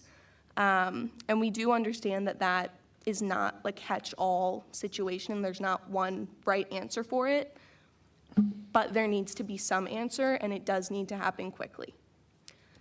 So now I'm going to go into some of the, for lack of a better word, lighter topics. Our homecoming game is on the 14th with the dance to follow that Saturday on the 15th. The theme is undecided as of now, but student council is working very hard to get that set up. Spirit Week is the week before, and that is always such a fun time, seeing everybody dress up and go as full out as they possibly can that whole week leading up to the dance. And I think everything else was kind of covered by the other representatives, so thank you guys.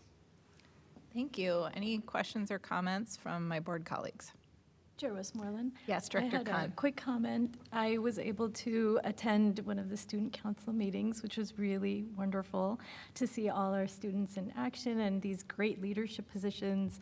And I was a bit concerned regarding what they were just generally talking about regarding the constrictions that they feel. And I too witnessed this, a bit of yelling, I have to say, as well, when I was leaving, and school had not begun yet. So yeah, I can empathize with what our students are saying, and yeah, it was a bit uncomfortable. Thank you. Chair Westmoreland. Yes, Director Adams. You know, as a board member, well, all of us periodically get emails from angry parents saying that behavior has to improve at the high school, the student behavior has to improve, and we should crack down harder on students. And I think that what we're experiencing tonight is what you can expect if you crack down on students, you know, if you become more severe in your attitudes. So I personally don't think that's the answer. I don't know if any of you want to comment on that, but it's something that we experience as board members, and you have to understand that too. But it's a difficult situation to resolve to everyone's satisfaction. Thank you. You four are quite the team, and we're lucky to have you at the table. Thank you. We're lucky to have you. Oh. Let's move. Thank you. Let's move to. I got all flustered there. Thank you. Let's move to Dr. Mary Peary Reed's superintendent's report. Thank you, Chair Westmoreland. I too want to honor the presence of our students, not just our 4 student board reps at the table, but all of our students in the audience. You speaking your truth and offering a perspective that reflects what your lived experience has been is really important to us. It is hard to hear because we work really hard on your behalf, but you know what? We don't always get it right, and we won't without your partnership. So you being here is very important, and you sharing what is going well. We know there are lots of things going well, and we know we have things to improve. Some of those things to improve might be an easy fix, and quite frankly, other things that must be improved must actually be transformed, and transformation is hard work, but it does begin with you showing up and reaching out and wanting to partner with the adults who serve you. So I thank you for that. And, you know, I'm looking at the clock at 7:20, and you're here instead of doing your homework or being with your family or your friends, or maybe you called in to work. I don't know, but thank you. It really means a lot. So with that, I just want to offer a very brief superintendent update because we do have a lengthier set of agenda items, and I frankly don't want our students to be here until, 10 p.m. or 11 p.m. So we'll try to get through it as fast as possible because we know you want to speak at the end, and there may be some parents also who would like to speak. So yes, we are in our 4th week of school, and we do have many students and scholars eager to learn. We have students here who are eager to help us solve important problems, and this is the work of learning and solving and being prepared for our future. If you look at the photo here, in case you're curious, we do, in fact, still have some students masking at all age levels. We also have adults who continue to mask, and, it appears that, and hopefully we've created the conditions where individuals can make a personal choice around whether to mask or not, and it's very accepted. I want to give a shout out to our Hopkins Education Foundation, or HEF for short.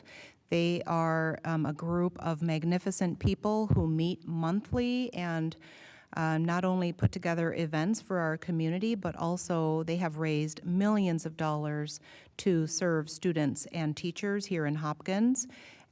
Saturday, September 10, HEF hosted the annual Rock and Royal, so they basically close off Main Street, and then maybe a bunch of your parents or neighbors or other folks from the Hopkins community gather together, and it's a really wonderful time. The weather that particular evening was beautiful. My husband even had fun, which is a little unusual, and over 300 people came, so it was really nice to see all the Hopkins supporters in the community, and even some of our board members here. I also want to celebrate a step that West Junior High is taking on their journey toward evolving into a true community school. So at West's open house last Wednesday, parents, students, and staff experienced the grand opening of the ICA school food market. We're very appreciative of ICA, which is a local food pantry here in Hopkins. And ICA now has food pantries. I think they're also called food markets. And I believe 3 of our schools, Gatewood, Alice Smith, actually 4, Gatewood, Alice Smith, West, and the high school, I believe. Have you all been to the food pantry at the high school? Do we have a food pantry at the high school? No. Oh, good, we do. Ms. Morris is saying yes. I am not telling a lie. Okay. So we're thankful for that partnership, because we do experience food insecurity throughout our community, and we know that the healthy and variety of food will serve our students and families well. Also, I think one of the pictures in here is of a collection of electric vehicles. So Principal Camphy explained to me that there are a couple of organizations partnering together in the interest of climate change. So West is partnering with the Minnetonka Climate Initiative, as well as the West Metro Climate Hub. And these are organizations comprised of people invested in climate change, and so families had the opportunity to go and see and experience the electric cars. I do want to have us think about and support child and family in our community. Many people in the Eisenhower community have been rallying around an amazing Xing Xing family who has a sick child, Dahlia. Dahlia has been diagnosed with Guillain-Barré syndrome, which is a condition where the immune system attacks the nerves. She is a sweet first grader, and she was with us during the first week of school, but then has been in the hospital. And so we're really thinking about her at this time. There is a GoFundMe page for Dahlia, who has been described as a sunflower who brings happiness to all those around her. So thinking about Dahlia and her family at this time. At the end of my superintendent reports, I'll try to do two things. One is highlight a goal area and an effort or an action or a work stream that we are engaged in to do the work in that goal area. And then I will also try to close with a brief video. Videos are fun for our audience, and also it gives board members a closer glimpse into something super cool happening in our community. So first, and during the workshop, I had the opportunity to present our strategic plan and roadmap as aligned to Vision 2031 and our 3 goal areas. I talked about all of that with our board members here. And so we have 3 goal areas in Hopkins: teaching and learning, school and district culture, and operations. And so I wanted, and it was interesting because Panorama came up so much during Director Contreras' report, but I wanted all of us to know that we are administering Panorama to our 3rd through 12th graders. The window opens tomorrow and ends the first week of October. And again, this is an instrument or a screener which assesses student growth in their social emotional learning. And so when we administer Panorama and our students respond, then we have a chance to compare pre and post results to see how students have grown with their emotional regulation, self-awareness, happiness, sense of efficacy, and also it measures school climate. So, you know, touches on, this is kind of a big issue that all of you want us to really pay attention to. So students responding to Panorama is really important because it gives us good data about where individual students are, where whole classrooms of students are, and also what the landscape might look like at a school level. Okay, and then finally, I wanted to close with this video. It's just 1 minute and 40 seconds. And welcome to you students just coming into the space. Nice to see you. So Tanglin Elementary organized, the PTO, the parent-teacher organization at Tanglin, organized this opportunity for students and staff, and I think quite a few parents, to group themselves into a pattern that spells kind. And then I think there was a high schooler, I can't remember his last name Black, Levi? Do you know Levi Black? So he had a drone. Oh, it's on the screen. Okay. So Levi had a drone and captured a picture. And Tanglin is a school where students are learning about all of the soft skills and the attributes related to having and demonstrating strong character. So Kind is Cool is the name of the video, and I will show it at this time. Elise, will it?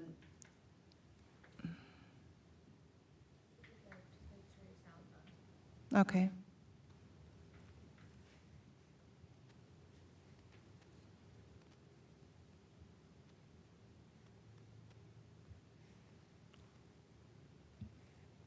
Okay,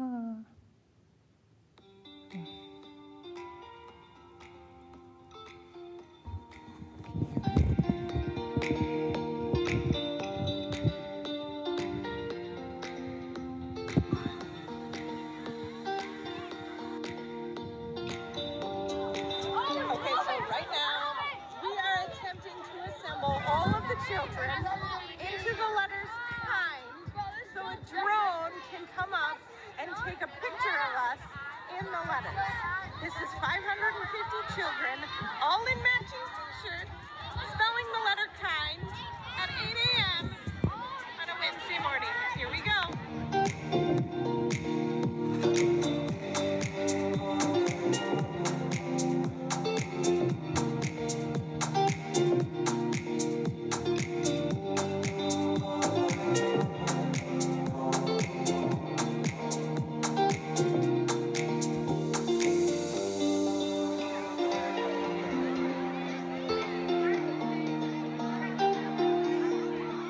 I know, so. Yeah, it's very small. It can fly like a mile away and like a mile high.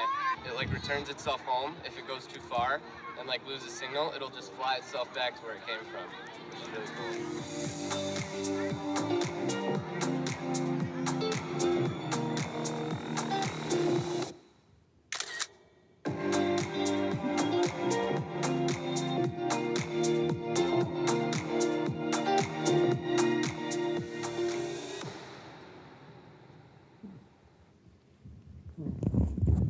Thank you. Thank you, Dr. Mary Perry Reed. Board member comments or questions?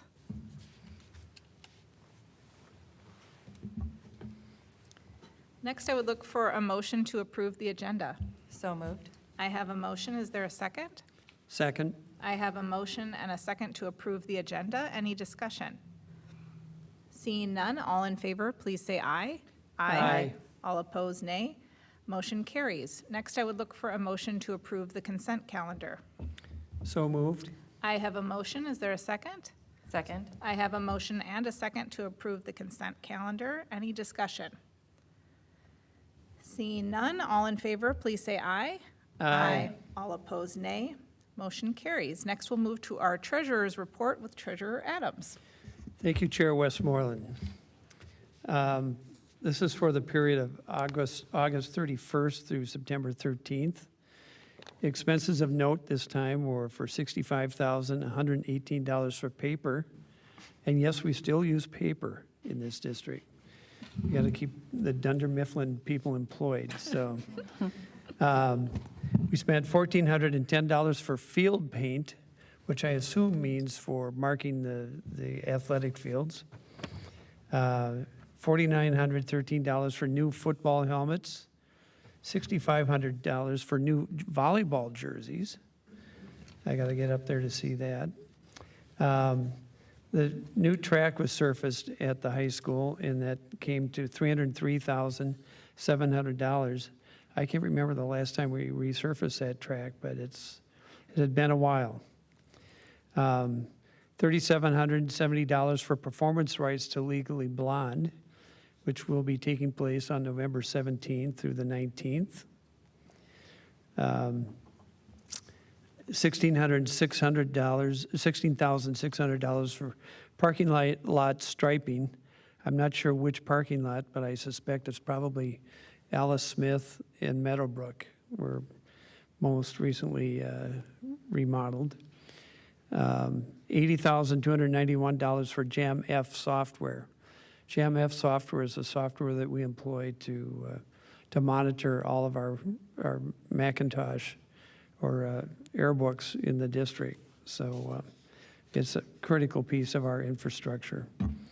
And $3,490 for a drive-in movie setup at the high school.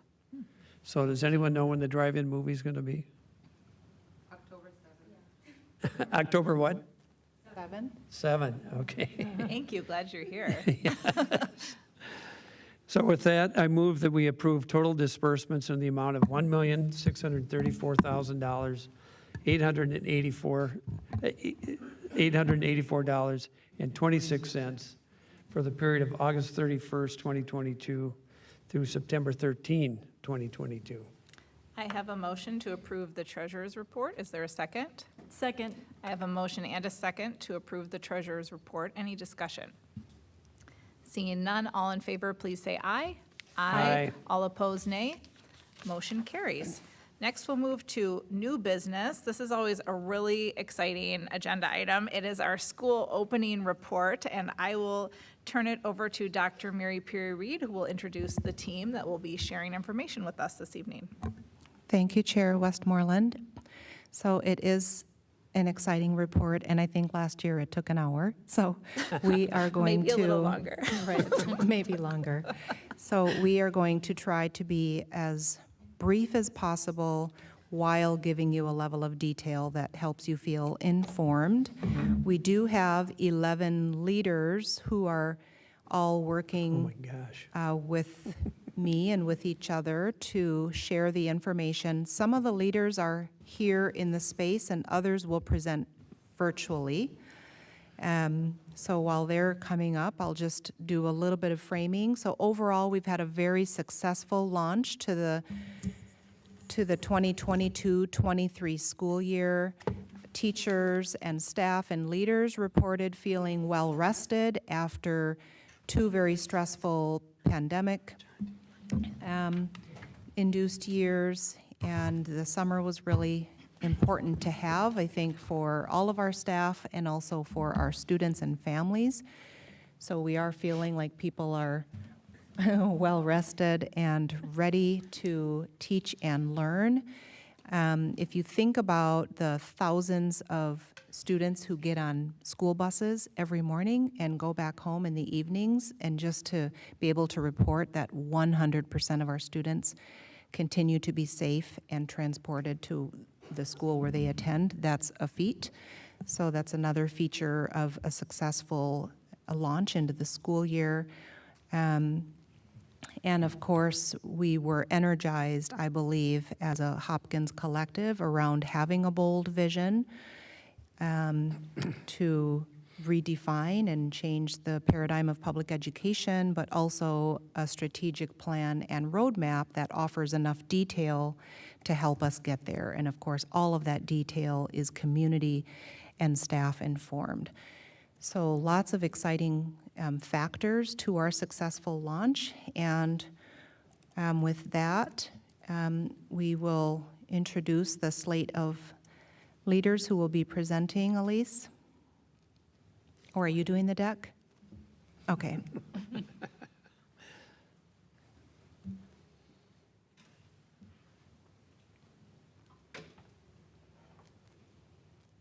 Okay, wonderful. So just want to orient the board and our audience and anyone watching or listening virtually that this is the speaking order. And I think instead of me introducing each person, then we'll have each speaker introduce the subsequent speaker.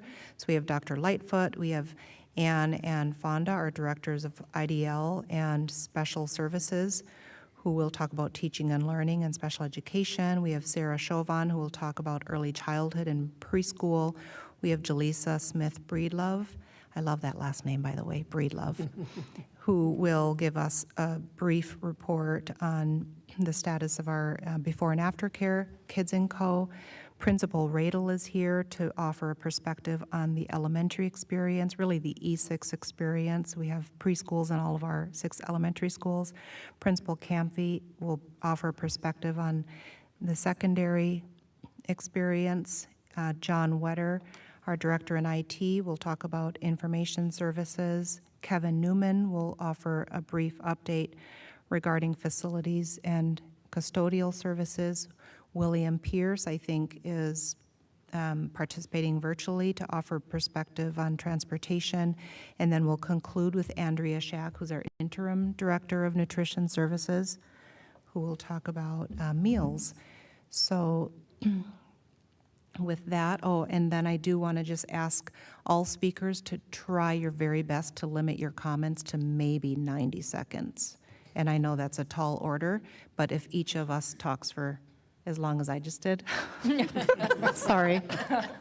Just broke the rule. If each of us talks for 4 or 5 minutes, then this will be a really long report. So I apologize for having you try to be as brief as possible. Okay, so I think we will start with staffing. We cannot do school unless we have staff, and we're still short in a few areas, but we were pleased in lots of other areas. So Dr. Lightfoot? And no pressure for 90 seconds, but here we go. As you'll see from the slide, what we tried to do, and we do have a wealth of information, but just a couple snapshots. What we do and really try to look at, a couple of the key points in Vision 2031, really are looking at our staff demographics, matching our student demographics, as well looking at our work with vigilant equity and looking at the work that we have in our strategic plan as a success indicator of being the #1 destination for staff. Part of what you'll look at here is we wanted to show within the past 5 years the rates that we've been looking at and the work that we've been doing just in 2 key areas. Of course, we have more demographics, but 90 seconds. When we look at this slide, what we wanted to show is that we continue to look at our efforts to draw in new staff of color. You will see the percentage increase over the past 5 years. Yes, we did look at, in that period of summer, about 110 this time, 45 5 years ago, just to give you some perspective about volume. Next slide, please. Also, if you take a look at gender, part of what we look at is we're pretty much with our staff and students. Our students are about 49, 51 when we look at demographic percentages. So as you'll see, what we're starting to look at here, they're again looking for that student-staff demographic match. Next slide, please. Part of what we also look at is, are we on track with our 2031 goal? If we look at that goal, where we have now and landed as of this year, if we extrapolate that out, that's what this slide is attempting to show you, the board, that yes, we are on track as we continue our work and our progress. Last slide in my section, as we mentioned, Teachers First Choice, the recruitment. Part of the work that we're doing is partnerships with our higher ed institutions, looking at networking, developing Grow Your Own programming, and alternative pathways to licensure. We have been a recipient in the retention area from the Professional Educational Standards License Board of mentoring opportunities. We continue to do that internally. We try to work through stay interviews to learn from staff about what keeps them in Hopkins, what really re-energizes them, and then we look for those career growth ladders and evolving into workplace cultures that are validating and affirming. Don't know if that was 94, but hopefully close. Ann and Fonda next. And I'm just going to interject for one moment, a process question. Chair Westmoreland, do you want to have questions in between each report or ask board members to hold their questions for the end? Board colleagues, do you feel comfortable holding your questions to the end? Yes. Great. Yeah. Sounds good. Let's do that. Thank you. All right, good evening, everybody. Just a couple of brief highlights around learning and teaching that I'd like to share. First of all, we were very fortunate to receive some grant funding to address some of our systems needs in 2 key areas. One, around our personalized math work that we've been doing in learning and teaching. So we have secured grant funding for 2 years to help us build infrastructure around making our math pedagogy and curriculum detracked and personalized. And you can see on the slide some of the objectives of that role. Additionally, we added a position to support our district's work in becoming a restorative, in building our restorative culture infrastructure. So this role is supporting the restorative work that's happening in buildings, but also will support some of the policy work that the board has been engaged in as well. To make sure that we are being really intentional about how we build those roles out in our buildings and at the policy level. Next slide. And then Dr. Mary Perry Reed kind of already stole my thunder on this one. We did launch HILT 2.0, which is our Hopkins Instructional Leadership Team. So this is sort of a cross-role team of about between 60 and 70 people charged with transforming the learning experiences of our Hopkins students from early childhood through grade 12 plus. And you can see our theory of action. we are looking at this body of people as really the engine to do learning transformation. So in many school districts, that power locus sits at the district office, and we are working to dismantle and disrupt that by having this group of people do that collective work together. And the data that we collected from this team was, if HILT hits a personalized learning home run this year, what would we expect to see in our classrooms in May?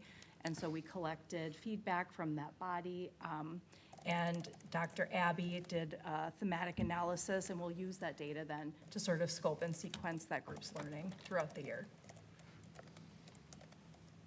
Director Contreras? Thank you.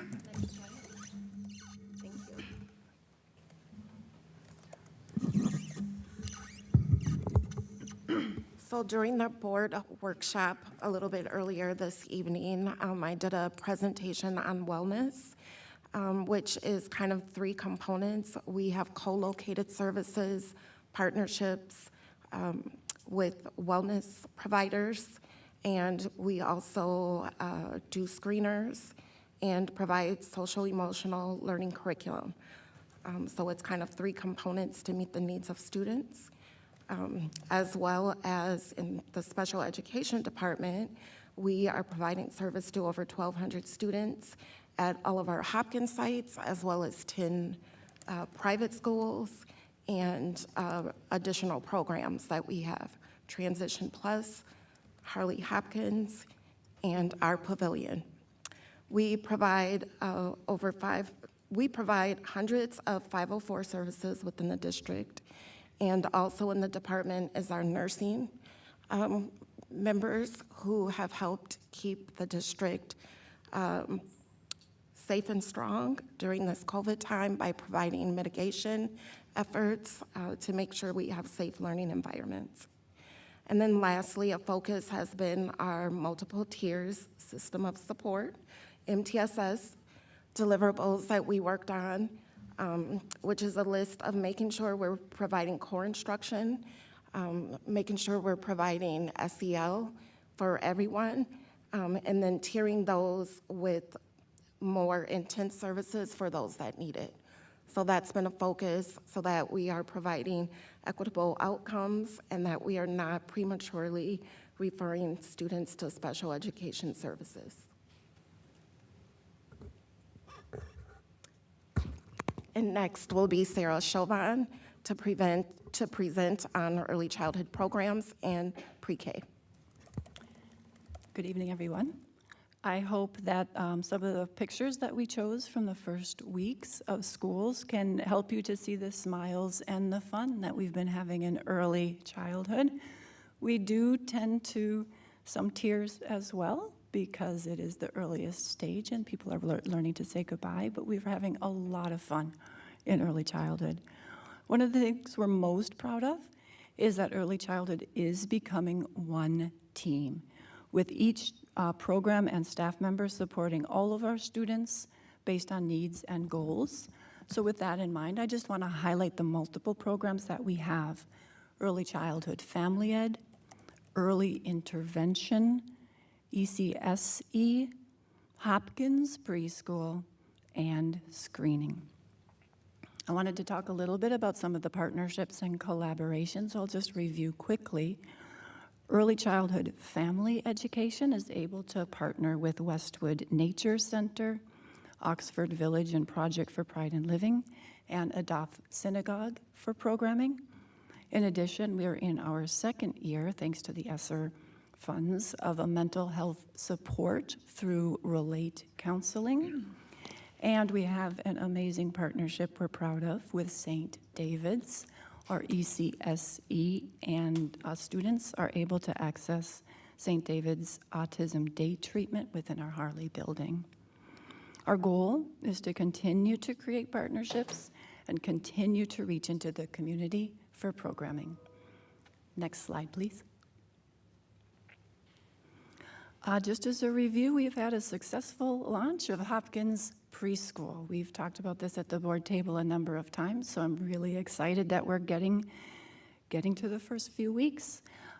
We've been working through logistics And I really appreciate the problem-solving approach that our staff is taking as we kind of work through some of the fine-tuning that needs to happen. It's been a great experience just kind of looking at and continuing to work on making it the best program it can be. We've spent the first few weeks in early childhood and preschool specifically working on relationships and strengthening routines. Our most significant concern is something that's happening across all of the districts and many organizations, and that's staffing. We've got stretched staff in a number of spaces, but we're doing our best to meet student needs, and that's all for now. Thank you. I will pass it along to Jaleesa. Thank you, Sarah.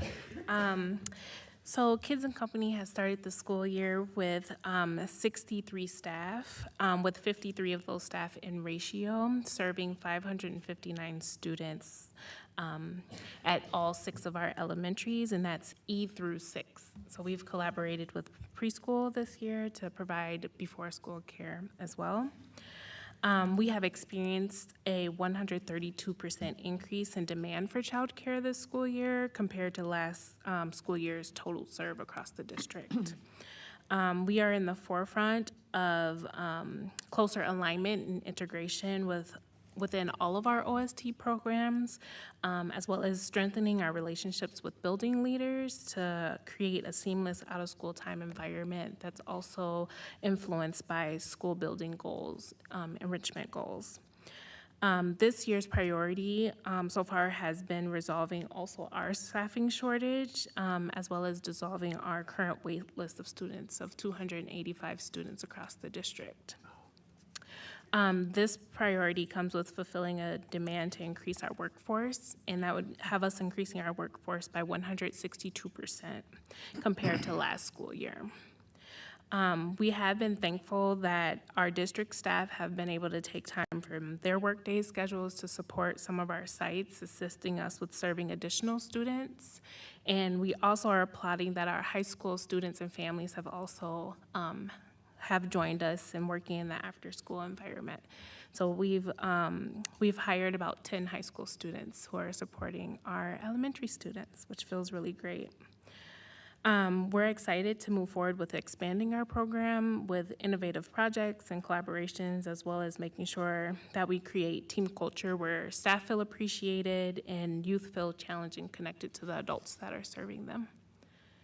And I'll hand it over to Principal Radel. Hello, thanks for having me. All elementary leaders report a great start to the school year, just comparatively to last year, just a night and day difference for everything that COVID brought, the time and energy of our teachers, our families, our nurses, leadership. Just the disruptions have been drastically less, so it's been a great start to the school year.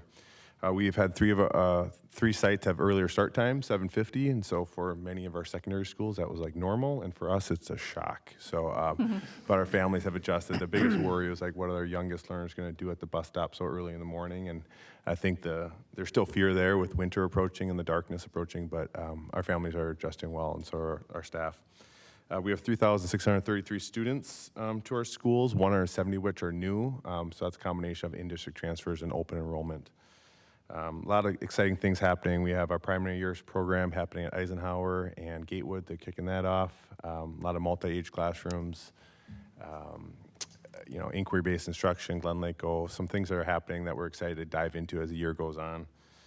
Virtual EDU, they're welcoming 23 new students to that program out of the 120 total, and they're including students from Sandstone to Isle, so across the state of Minnesota. So it's kind of cool to see students enrolled there, but just a good start to the school year. So we're excited to keep going. And I'll pass it on to Dr. Leanne Camphy, West Junior High. Thank you. I would say that the secondary leaders are reporting a hopeful start to the year, but as I listened to our high school students, I am reminded of the importance of student voice. And I want to be clear that I'm reporting on behalf of an adult perspective, and so we care about what you think as well. I do think that the older students would probably all agree that we're enjoying the later start. I hope nobody's complaining about getting to sleep a little bit later. We have some exciting programming happening at secondary schools with the Collaborative Lab School that has gotten started. North Junior High is starting to experiment with the house model in preparation for the transition to becoming a middle school next year, which will be happening at both North and West. And then, as Dr. Mary Perry Reed already spoke of, West has begun the process of becoming a full-service community school, and the biggest change that has brought for us is that we've started to implement some of our partnerships. So the ICA food pantry opened last week. We have some services opening this week. There's a medical service that's going to be housed at our site. We have Relate Counseling housed at our site. We're going to have dental services opening up. So some exciting things happening there. And I will pass to John Wetter to talk about technology. Thank you. Great start to the year in technology.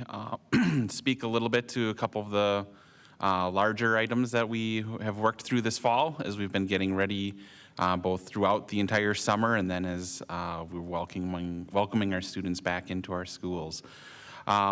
Really a great start to the year. Thinking about all of those students and staff, both returning and new to our district, and making sure that we have devices ready and available for all of those students, and making sure that we're ready to have those in their hands for the first day of school, and making sure that they are ready to go for the lessons that are happening.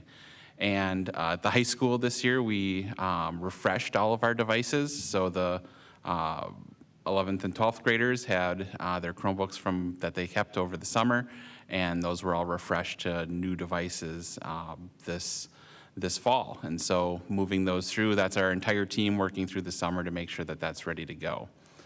Also, as I mentioned, all of the new staff, and as Dr. Lightfoot mentioned, making sure that we are onboarding all of those staff, getting all of their accounts securely provisioned and assigned their devices and all of the access that they need to be able to help support students every day. Making sure that that happens was a large lift, both really across all departments, but really making sure that we had that technology in place, as we know how embedded that is in everything that we're doing. Some of the project, just a quick highlight, our project plan this year included over 110 items that we completed, and each of those items sometimes have multiple steps, and all of that is really in place, making sure that our infrastructure is ready to go. As you see in a couple of the pictures there, really making sure all of that infrastructure that we know it's working well when no one knows that it's there. And but recognizing also the amount of work that our professional staff put in to make sure that that is ready to go every year as we start welcoming folks back in August. So one item I'll call out there as far as an infrastructure piece is this year we did replace nearly all of our projectors and dry erase boards at North Junior High School with projectors that are over twice as bright in there, so that we're able to have, keep the windows open in the classes and really make sure that's a welcoming space and still be able to display content that is being used by students and teachers as well. So one also thing, big piece this summer is just successfully navigating all of the supply chain pieces. Those Chromebooks that we had in place by June 30th, so that we were able to get those ready for students. Were actually ordered back in November. Those projectors that we installed that arrived the last week of July were actually ordered in February and March. So really making sure that we were able to navigate all of the supply chain issues that we've heard about as well, to make sure that we have everything in place ready to go for the year. And of course, our amazing team, which in the last year, we've turned over almost half of our technology team, and making sure that we are onboarding those folks as well, and helping to make sure that they feel welcomed and are welcoming our staff back into the buildings as well. Another project that we're working very closely with and partnering with IDL is reviewing all of our applications and services in use in the district to make sure that they're meeting the new requirements from the state, and also making sure that they fit with where we want to see that use in our classroom. And so with that, I believe I'm handing it off to Kevin Newman for our facilities. Good evening, everyone. I'm talking to you virtually. This is my 8th year in the district, and this was by far the most challenging of our construction for the summer season. We had issues ranging from labor to supply chain to material costs to weather, and over the years we've prided ourselves in having our construction projects come in on time before school starts, and unfortunately we're still finishing up a couple projects, so this was definitely a challenging year for construction. Looking over a few of our projects here, Alice Smith Elementary is we are just currently finishing up a stormwater retention structure which is underneath the new bus loop between the playground and the school, and that we should be completing by the end of September. Eisenhower Community Center saw the construction of a sound wall for the 2 air conditioning chillers on the pond side, which will greatly reduce the sound of running our air conditioning. At this time, though, I want to take a moment. We had a very successful summer programming year. All of our buildings, for the most part, saw activity. And I just want to give kudos to our custodial staff with the short amount of time that they have between summer programming ending and the beginning of our school year. They did a quick turnaround in finishing, getting floors and rooms prepped and ready to go for the new year. Next slide. Oh, we missed one. Elise, I think there it is, Glen Lake Elementary. This was probably one of our largest and most successful projects of the year. We took out 2 of the steam boilers and replaced them with 2 hot water. We were able to deliver this project on time, and that had to do because we had an early start. Thanks to Principal Jeff Radel for letting us begin the project in April.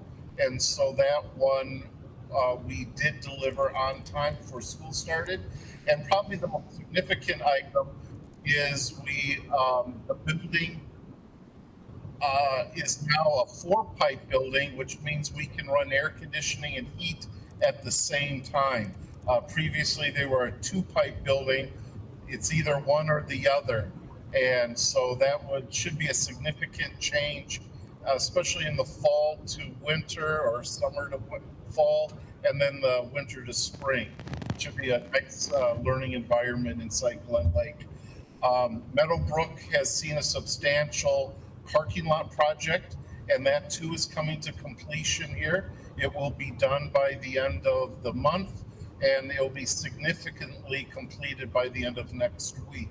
That also saw 2 large stormwater retention systems put in underneath the asphalt and concrete parking lot, which not only included the Meadowbrook East building, which will see some work this school year, but also the east end of the larger east parking lot connected to the elementary. And one of the most eye-catching changes is the resurfacing of our track at the high school.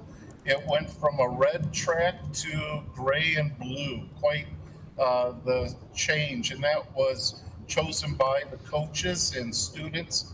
And so we're very happy that that project is completed on time before the football season began. So that is substantial change at the high school. And then right next to the football stadium, we're replacing the 20-year-old artificial turf field known as the practice field. And that will be completed here by the end of the month. We had supply chain issues with that one. And that is my report for facilities and custodial.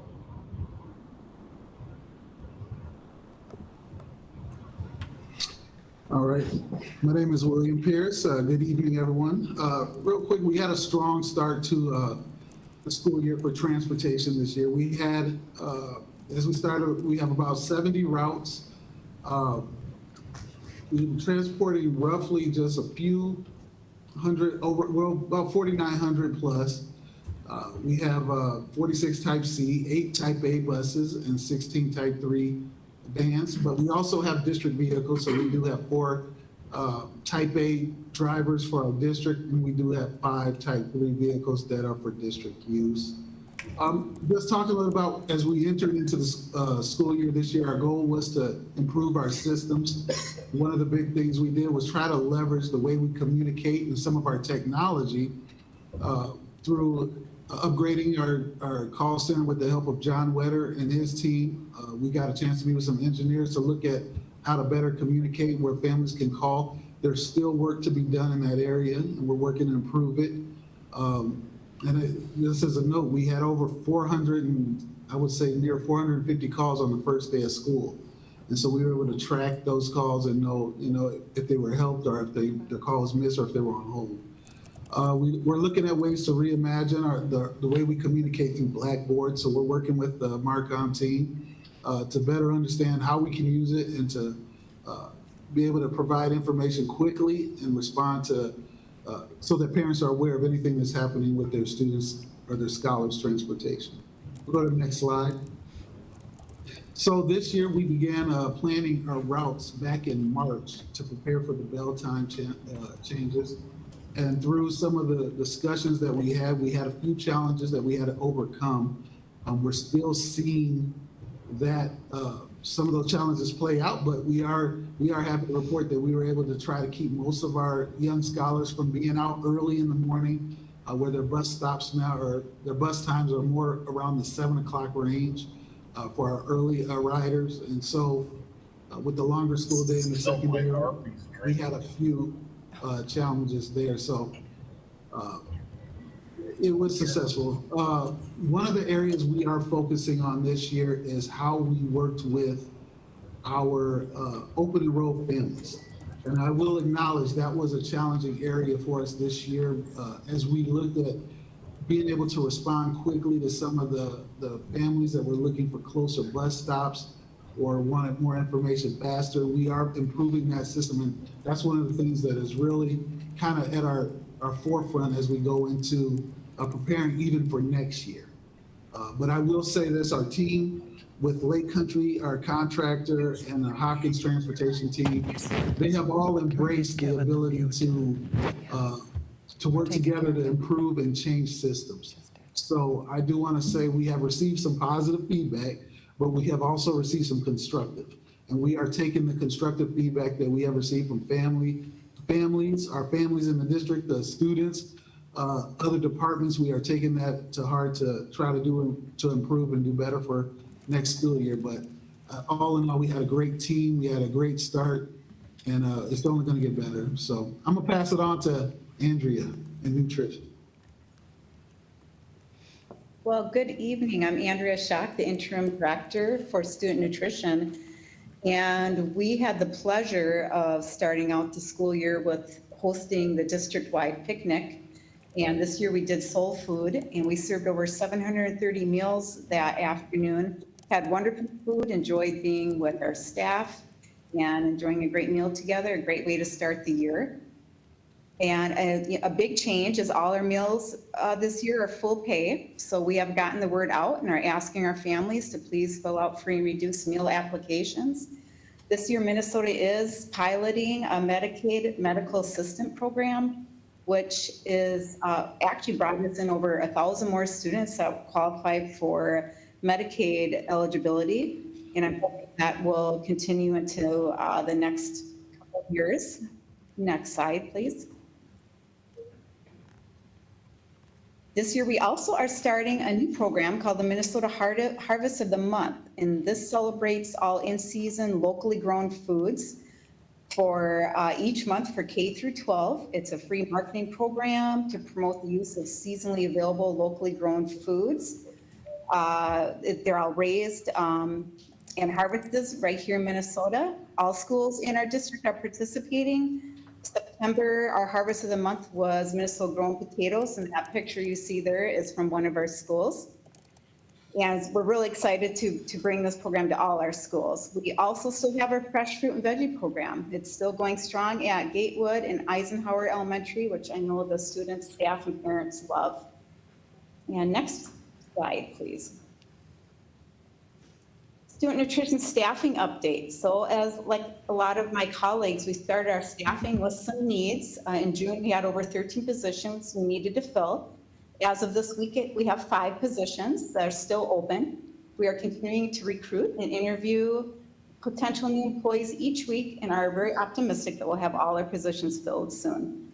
One thing that we like to do in student nutrition is to promote from within. So this year we were able to promote 4 staff to higher positions, and we are in the middle of grooming several more for future positions in our kitchen.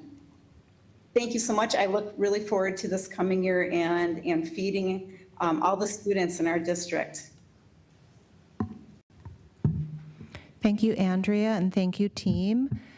Before we take questions from our school board members, I just want to acknowledge all of the creativity and targeted resource and service to meet specific need, all of the strategy, and doing the work with enthusiasm and a focus on service. So thank you to all of the leaders at the table and all of the leaders and staff on your teams who helped us coordinate and organize a successful launch for the school year to serve our students and families. And at this time, I'll turn it over to Chair Westmoreland to take questions. Well, thank you so much for being here this evening and providing us with that holistic overview of the start of the school year. So many of us are parents in the district, so we're having our own very specific experiences with the start of the school year. And so to be able to take this wide view and really understand everything that's been going on was really wonderful. So we thank you for your presence and preparation, and wondering if my board colleagues have any questions or comments. Chair Westmoreland. Yes, Director Adams. Of course I have questions. I thought so. I think I've got 4 of them. First of all, Ann Earl, who provided the grants for the math specialist and the restorative culture? So the math specialist is a Title II grant, which is a federal grant. Okay. And then the restorative is it's a non-exclusionary, it's an NED grant, which is through the state of Minnesota. Okay, thank you. I don't like funding schools by grants, but we're thankful for whatever we get. Sarah Chauvin, how many students are enrolled in our Hopkins preschool? Off the top of your head. You know what, I don't have the answer exactly, but well over 250, and I can Really? get you the exact answer soon. All right, good. Jaleesa, how would interested citizens apply for Kids and Company? Or high school students. Yes, thank you. I was gonna say that. So our application is available through the Hopkins careers page, and they would be able to apply through there. And then they can also reach out to our community ed department. Michelle Wilcox is the brave and mighty program supervisor who is doing the hiring for that program. Okay. If you're a parent who goes into the site and wants a little fun, they can talk to their lead at their site. To inquire about a position or volunteering are opportunities as well. Andrea, does the same thing apply for student nutrition workers off the Hopkins career site? Yes, in fact, we were thinking about looking into having some student workers at a couple of our sites. So that's interesting that you bring that up because we've been just talking about it this week. So I am talking with other colleagues around the state and coming up with different ideas on how they can interview and come in and see if that's a fit for them. But we definitely would like to get some student workers. All I right, think it'd be wonderful. all right. And I just have a comment for William Pierce, our Transportation Director. Thank you. We have not gotten any complaints that I recall at the school board level this year. And that's remarkable considering what we've had in the past. Well, thank you. My goal is to keep that tradition going, or keep it alive. Thank you. We'll do our best. We'll do our best here to keep it off your table. Maybe you're intercepting all of them. I don't know. But, I'm working hard at it. We're working hard at it. All The right. whole team. Thank you. Thank you. Other school board member comments or questions for the team? Chair Westmoreland? Yes. I'm just curious on the HILT 2.0, the voices that make that up, are there students involved in that effort, or is it solely teachers and administrators? So at this point, it is teachers, administrators, we have some paras, we have some district office folks. We are looking at a couple of things. We are looking at ways to figure out how to do parent engagement in a different way than kind of some of our traditional committees that we've had in the past. And one of our goals that we really haven't, that we kind of got stunted on with COVID was to figure out how to have some student interns or something like that who work with our learning and teaching department. And so I think that now that we're a little bit, knock on wood behind that, behind COVID, that's something that we want to pursue because obviously what we want are transformed classroom experiences, and who better to inform what that should look like. So yeah, more to come on that for sure. Thanks.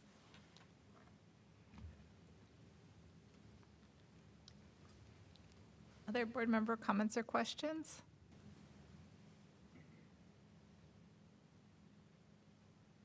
Well, thank you again for being here this evening, and we wish you all the best as you continue on the journey this year, and we're here to partner with you and look forward to continued conversations.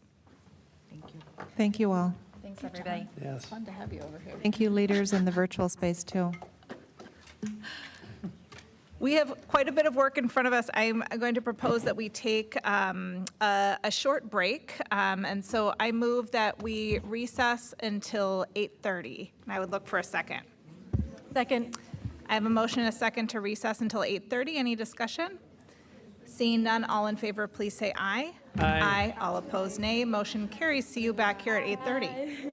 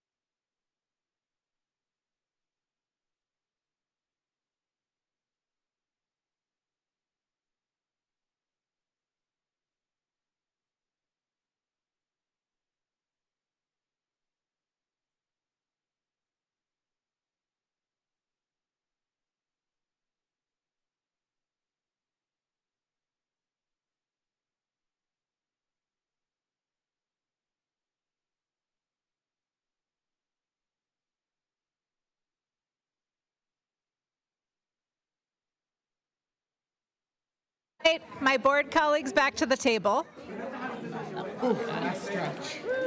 don't know how I want to make this announcement now. Now I'm scared. We're for our yes, like Oh, for us? yes, and for anyone who's like students. Do we want any of this? I should probably just take this out. Right. I don't think that's. I think we've. Just this. When they're like, oh, was there any special? Yeah. Yeah, do you want any of these? In my notebook, I feel weird, so I'm taking notes like my email. Tanya had enough time. Hopefully they looked at this. Well, it went out into your report. I know. There was a group. And I'm actually have a call into the Missouri Department of Education to explain like understanding all the pregnancy numbers. Oh, I sent some stuff to Jesse today. It always comes back to me. We would appreciate entries that report our data. Like so. Oh my God, wait, it's Tuesday night. What is it? Not the whole, but. This would appreciate if students would stay for a group photo. Yeah, just say that. It's been kind of interesting. Very happy to see all your numbers can be manipulated. Happy people finally showed up. Right. It might have been. No. Nope. I was down. I tested positive. Honestly, though, like Friday after our last meeting. It so I'm really working does. days. Oh, I feel so good. Which I wrote the dates, so supposedly done, but I'm still sleeping like a freaking hibernating bear. Every day. I'm actually more like a and she was like, every day. my daughter's planning to speak. Like, when is that gonna happen? And I told her I was like 9:15, Bedtime is 9:30, Yeah. 10 o'clock. So, and then Eric has been in isolation. So I'm Okay, we're going to get coming started. out of it. I went straight into Listen like to the being 30 primary seconds. care. Yeah, we both went down. Trade it off. So Yeah, he got it. I was out of isolation for one day and he went down. Michelle's traveling. So. It would have been better for I've us never to actually both used go it. at the same time instead of like. So he'll be out tomorrow. It is so wonderful to hear all of the conversations happening. I was having such a great time with our conversation in the hallway that I did not necessarily want to come back in either. I'd rather just talk with all of you. But we do have school board business to attend to this evening. So welcome back to the table. This meeting of the Hopkins School Board is resumed at 8:33 p.m. We are going to move into our next agenda item, which is input into our Legislative Action Coalition platform for this year, and I'll turn it over to Director Adams. Thank you, Chair Westmoreland. I'm Steve Adams. Besides serving as treasurer on the school board, I co-chair the Legislative Action Coalition for Hopkins. I co-chair along with Michelle Pasco, who unfortunately could not be with us tonight, and our esteemed vice chair, Shannon Andreessen, also is on the committee, but for COVID reasons, she can't be here tonight. So I brought along Catherine Callahan, who is our administrative assistant, and every year we look for some input for a message to carry forward to our legislators. As we put together a platform in the fall, typically, for the coming legislative session, and we present it to our legislators on at some breakfast prior to the legislative session beginning. Unfortunately, this year, the legislative session begins, I think, like January 6th? 8th. So we don't have much time. Last year, it started in February, so we had the whole month of January in which to deliver our platform to them. But it's, it gives us an opportunity to get in front of them, meet them, carry our message, and hopefully have them introduce bills that might address some of the issues. Before we do that, we have coming up a candidate forum for all of our candidates that represent all or part of the school district.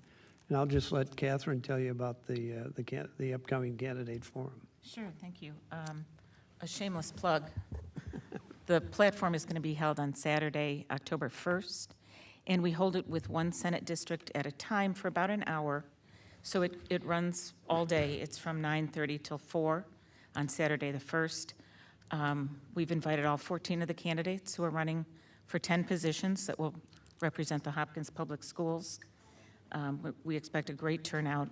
We're going to live stream it on our Facebook page, and the video clips will be available afterward for later viewing. So we planned 4 different sessions, and all the information is on our website. Each district will have an hour. All candidates will answer the same questions. They have 2 minutes to respond. Questions are encouraged from the public, and you can submit those to lac@hopkinsschools.com, hopkinsschools.org, sorry. lac@hopkinsschools.org. There you go. And we'll take those until the 28th of September. So please spread the word. We'd like students, parents, community members, staff, everybody to feel like they know these candidates and have heard their views on education. And we strictly limit the conversation with them to education, Correct. which is different than the League of Women Voters candidate forum that they typically have as well. This year, as Catherine said, we've got 10 legislators. I think 5 of them do not have an opponent this year. Correct. So it'll only be 15 candidates at the forum, which is a lot easier for Catherine to wrangle than our typical. We've had 24. So, and we found last time that doing it virtually really gave broader coverage than doing it in person. When we did it in person, we typically had about, I would say, 100 people attend. I can't remember how many I think that we had about that amount who viewed it online when we did it last time. But we had 5,000 views over the next few weeks. So having it archived and available to view, I think, drives viewership.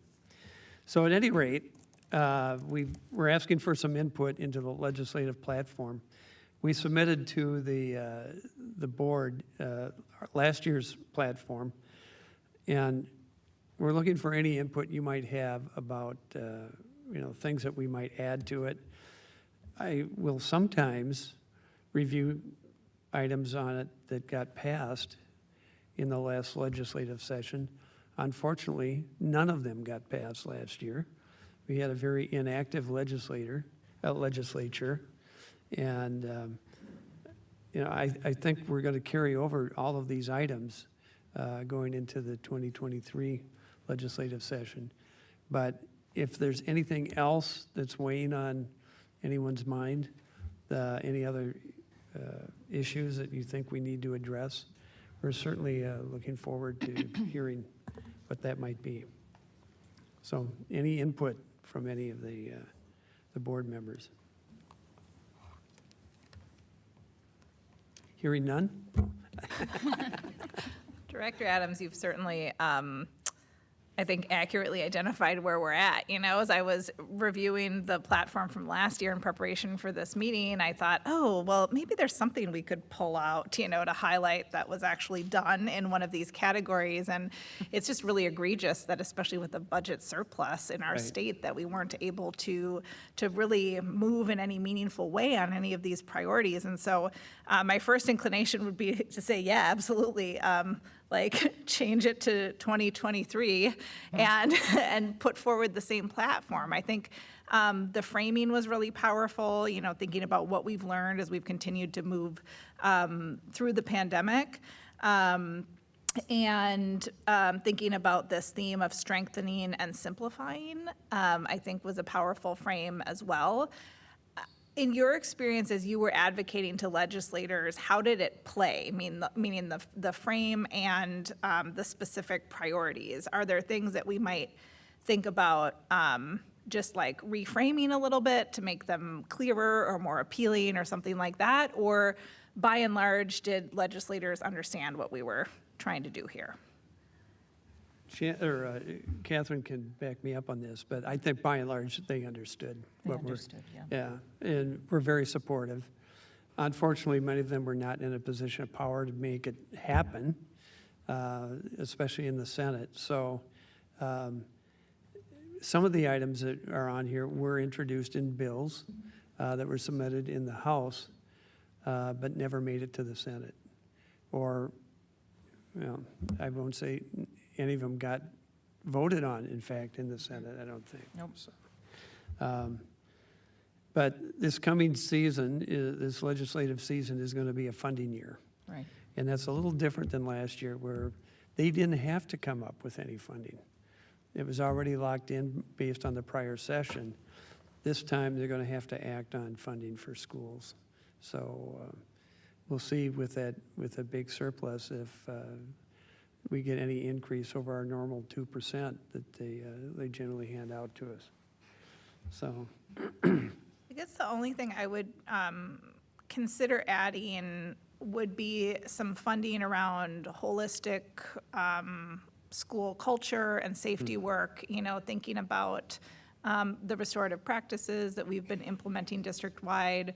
When we were listening to Director Ertl talk earlier about using grant funding to pay for that work, we've had to be so creative in how we've funded that and approached that, and it's like, really fundamental to our health as a district, right, and our district culture. And so, and I know that there are other school districts across the state who are engaging in similar work, so thinking about perhaps some language about that. Okay, that's good input. Director Adams? Yes. I also feel that maybe taking the stabilization of funding and linking it to inflation, moving that higher up on the priority list, because right now it's the bottom, and inflation has been obviously Right. a little bit of an issue in 2022. And so moving that to the top, and maybe even, as I look at this, like a simplification of funding, because, it's funding mental health, it's funding school nutrition, it's funding early ed, right? So maybe it's a simplification of that, and then an increase in the emphasis on inflation. Maybe, I don't know, just to, so it looks fresh. I think we put it down here because it was not a funding year. So this year, for sure, it would be at the top of the list. Yeah, it'd be bouncing up there. Yes. And we coordinate with the Association of Metropolitan School Districts and the Minnesota School Boards Association too, and I'm sure funding is going to be at the top of their list this year. Because we were all disappointed last year that with the huge surplus that we couldn't get any additional funding for schools, even with the governor's support. So, or maybe because of the governor's support, so. But it's going to be an interesting year. We've got new districts this year representing our school district, new legislative districts.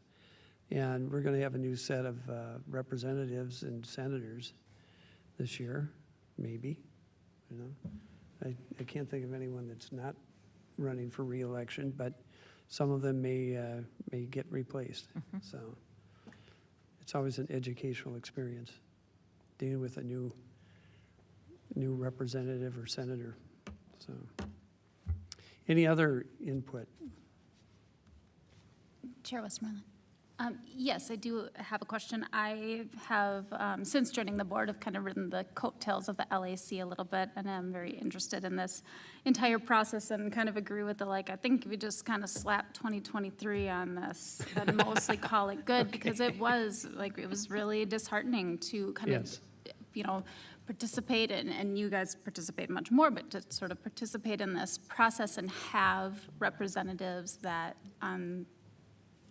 appear at least to understand and support the action items, and then them to just completely peter out. And so one thing that I really just appreciated was email us questions. This is a direct way you can contact your representatives, and wonder if we can do more this year with coming up with a month by month or even a board meeting to board meeting an action, a community action item that adds, that amplifies this message, that kind of says this is directly, if it's something that you support, community, these are the ways in which you can help us accomplish that, because I feel like to have like a Hopkins coalition that's really aligned, and to have representatives that are really aligned and like just no progress whatsoever. Yeah. It seems like it makes me question what comes next. What do we do with that state? And an actionable item at least seems helpful. That aligns with one of the board goals we just approved earlier in the meeting too. So I like that idea of operationalizing. All right. And I think you're visiting a cabinet meeting soon, so you'll get more input from That's my right. team to contribute to the conversation. Right, right. Yeah, we're looking for input from, administration, staff, parents, anything that they would like to see. Students. Students. So, Excellent. Any other input for the LAC team? and students are welcome to attend our meetings. They have in the past, so. Yes, and I believe we're working on getting some student board representation on the LAC. So it's fantastic. And realizing the difficulty of meeting even virtually at 11:30 every Friday, we had some special meetings last year, I think at 3 on Oh, sure. some of After school. some afternoons, so, just for students, Oh, that's great. yeah, so. So for students who do want to join, do you have someone who sends out an email to our school board, student board reps as well? Okay, great. Okay. That's me. Okay. Excellent. Well, thank you both so much. All right. And Thank you looking for your forward time. to continuing the conversation in December and beyond, of course. Yeah. Right. Thank you. All right. Thanks. So we'll move to our next agenda item, which is the proposed tax levy certification, and I'll turn it over to Dr. Mary Perry-Reed. Thank you, Chair Westmoreland, and I'll invite Director Chepanduka to the table, Director of Business Services. And the purpose of this report is to help board members understand information around the proposed property tax levy. So we have that from MDE. We do have a truth and taxation hearing coming up on December 6th, and at that time, community members can provide input. So thank you, Director Chepanduka, for joining and for explaining further. Thank you, Dr. Mary Reid. Good evening, Chair Bouchard. Sorry, I'm still stuck with No that worries. name. No worries. And good evening, respective board members and the community at large. What I have here is the certification of the proposed property tax levy for the district. As per statute requirements, we are required to certify the proposed tax levy by September 30th to the county, meaning Hennepin County, and October 7th with the Minnesota Department of Education. And after that, we are also required to provide the finalized property tax levy for the district by December 28th, which will culminate into the development of our budget. Just knowing that there's a lot of shifting within our numbers, what I did is I pulled up some information last week, and I just revised that information this afternoon, so some of the numbers are different. But what I can tell the community is we are anticipating a flat increase to our tax levy. Right now, the numbers are showing a slight decrease, mostly due to some of the restructuring within our debt. What I will propose to the board is per our historical approval process that the board approved this tax levy at maximum So right now I have my tax levy based on the memo I prepped up for the board, sitting at $58,959,457, which is a slight 1% decrease from our previous tax levy, which was approved last year, which was $59,704,000. Like I said, I did run some numbers. The numbers I'm providing have kind of gone down, but I know for certain that there are some adjustments the Department of Education is making, which will probably slightly shift the final levy, but we are anticipating a flat levy, which will mean is either a slight decrease or not any significant increase to taxpayers' property levies. As alluded by the superintendent, we are anticipating to have our Truth in Taxation presentation on December 6th at 6 p.m., which will lead to the board approving the final levy.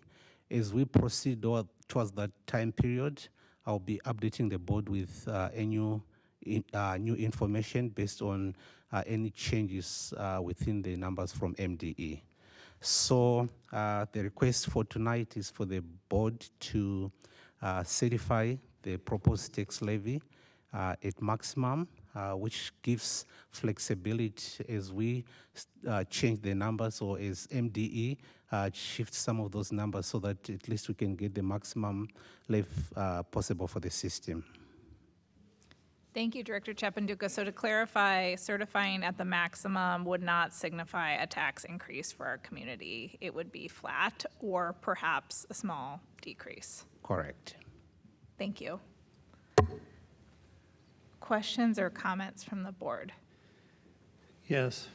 Yes. It just astounds me that we're looking at a possible property levy decrease when we're not getting any increase from the state legislature. And in fact, our appropriation from the legislature has been dropping steadily since 2003. So adjusted for inflation, we're getting $6.4 million less per year than we were getting in 2003. So I'm just wondering, how can we give up, roughly $750,000 out of our budget just voluntarily? How does the department calculate what our levy can be or should be? Because this came from MDE, right? Correct. Okay. So the majority comes from MD. We also have information we provide to MD, and a lot of it is based on our net tax capacity. Some of it is also based on our debt service. So if you remember 2 years ago, we did a refunding of our bonds from 2011. Sure. That did actually shift and reduced some of our debt service. So some of the reductions we are seeing here are more related to debt service than the general fund component. So if we're more responsible with the way that we deal with our assets, we get to levy less. Correct. That doesn't seem to be right. I don't know. But, okay. Disincentive. All right. Thank you, Torero. Other questions or comments? Okay, so I would look for a motion that the board certify the proposed property tax levy at the maximum for the pay 22 fiscal year 23 levy cycle. So moved. I have a motion. Is there a second? Second. I have a motion and a second to certify the proposed property tax levy at the maximum. Any further discussion? Seeing none, all in favor, please say aye. Aye. All opposed, nay. Motion carries. Next, we'll move on to the proposed issuance of general obligation facilities maintenance and alternative facilities refunding bonds, Series 2022A. That was a mouthful. And I'll turn it back to you, Director Chapanduka. Thank you again, Board Chair. So the next resolution is relation to our long-term facilities maintenance bonds and facilities refunding bonds. So when it comes to refunding, I want to also introduce Mr. Jeff Seeley from Ellis, who is with us. If there's any technical questions which the board may come up with, I'll be happy to have him over and help me explain how this process works. So in front of the board is a resolution stating the intent to issue general obligation bonds to the tune of $31,875,000. General obligation facilities maintenance and alternative facilities refunding bonds series 2022A. Part of the process is back in May and June, we came to the board and we presented our long-term facility maintenance capital plan, which we submitted to MDE and was actually approved last week, and we got a letter from the commissioner.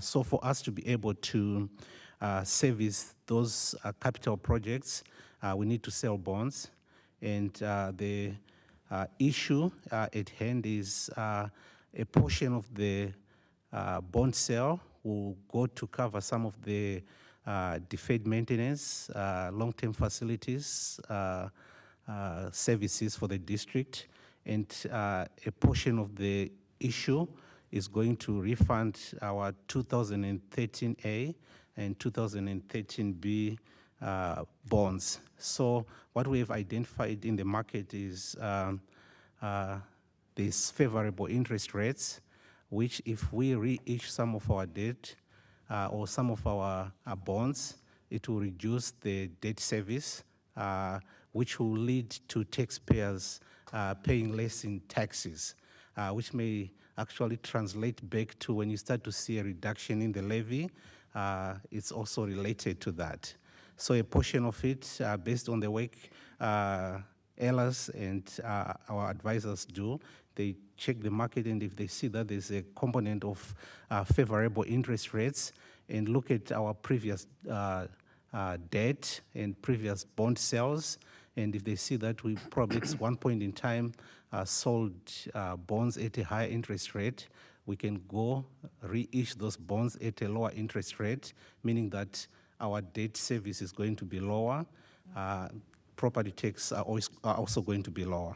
So that's the issue at hand, and we'll ask the board to actually approve the sale of the general obligation facilities maintenance and alternative facilities refunding bonds series 2022A.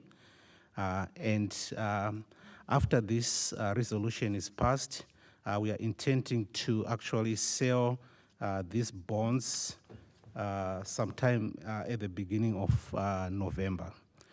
Currently, the district has a bonding rate of AA2 with a credit underlying of AA1, which is very high.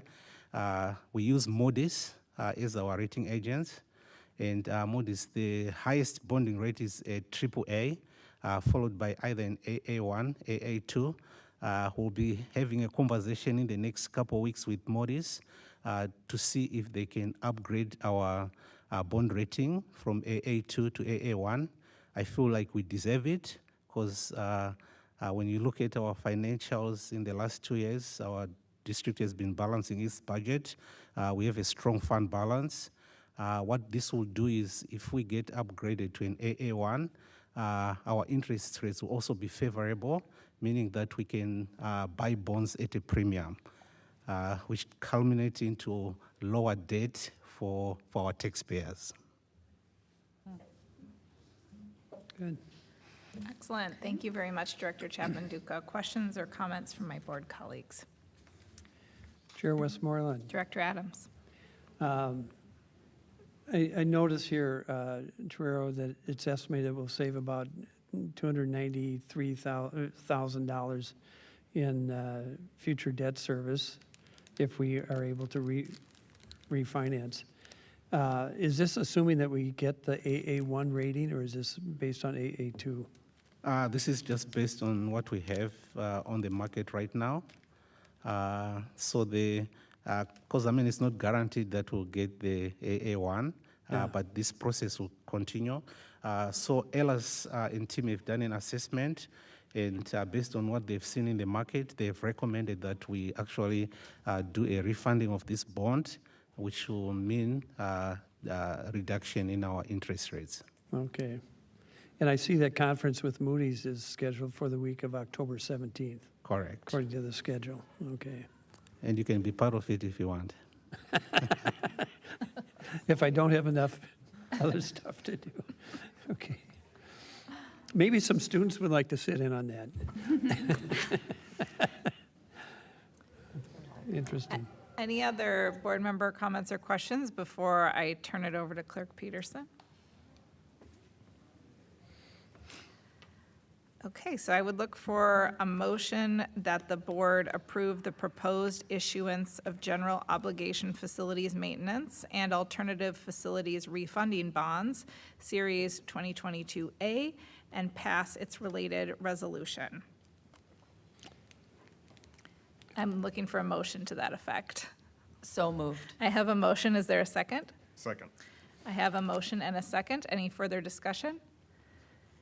Seeing none, Clerk Peterson. All right. Treasurer Adams. Aye. Director Hartland.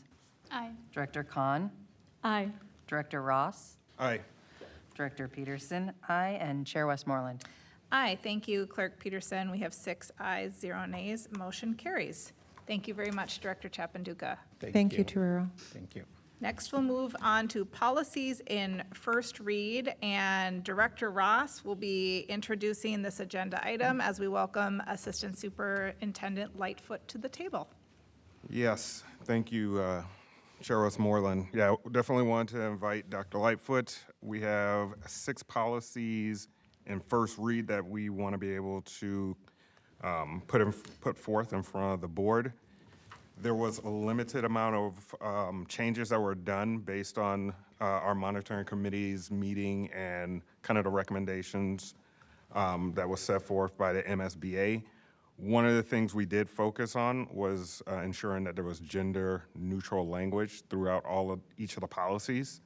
And then again, there was minimal changes that were done for policy 211 and 212. 211, the criminal or civil action against school district and school board member, employee, or student, and then school board member development. Dr. Lightfoot, do you feel that, was there anything else I should be adding to it? I think that was great, Director Ross. Thank you for that. We can go through each policy to make sure that if there are any specific questions, we can certainly address those as they come up. The first was the review of District Code 102, Equal Education Opportunity. There were no recommended changes as well from the model school board policy.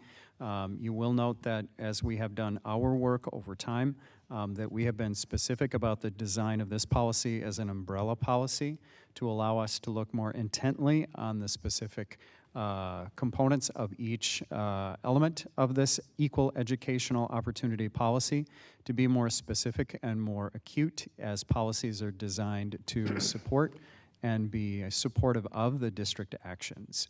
So with that, any additional questions or concerns related to policy 102? I know that the monitoring committee is doing some additional work under 102, and so that we will probably see this policy again as sort of these related policies come before us. Is that an accurate statement? Yeah. I wouldn't say that it's going to change much on 102, but 102 is more of our guiding principle. Yeah. Okay, thank you. Anything else on 102? Okay, let's move to 103. 103 is the policy on complaints and the receipt of complaints. As you will note, there are no specific changes that the monitoring committee recommended. Would certainly be open to any questions or concerns, considerations, edits as noted by members of the board. Anything on 103? Yes, Chair. Yes. Westmoreland. did the recent practice of having student voice involved in the monitoring committee, was that the case for all of these policies still that we are looking over tonight? Yep. We are fortunate to have Oscar join us for the majority of our monitoring committees, and he does review on the, I can't remember if you were on our last one, Oscar. I think you were, yeah. If he can't make it, he usually reviews them, so. They have that student's voice. That's wonderful. I just wanted to ascertain for the community here. Okay, I think we can move on to 208. 208 is the policy on the development, adoption, and implementation and communication of policies. Your policy on policies and how you do them. That's our favorite one. There you go. It's the specific information that is contained and how we do this process, how this process works its way through. Are there any questions or comments regarding this? Again, there were no suggested or recommended changes related to 208. Got to have a policy on policies. Everyone needs one. Anything on 208? Okay, let's move to 209.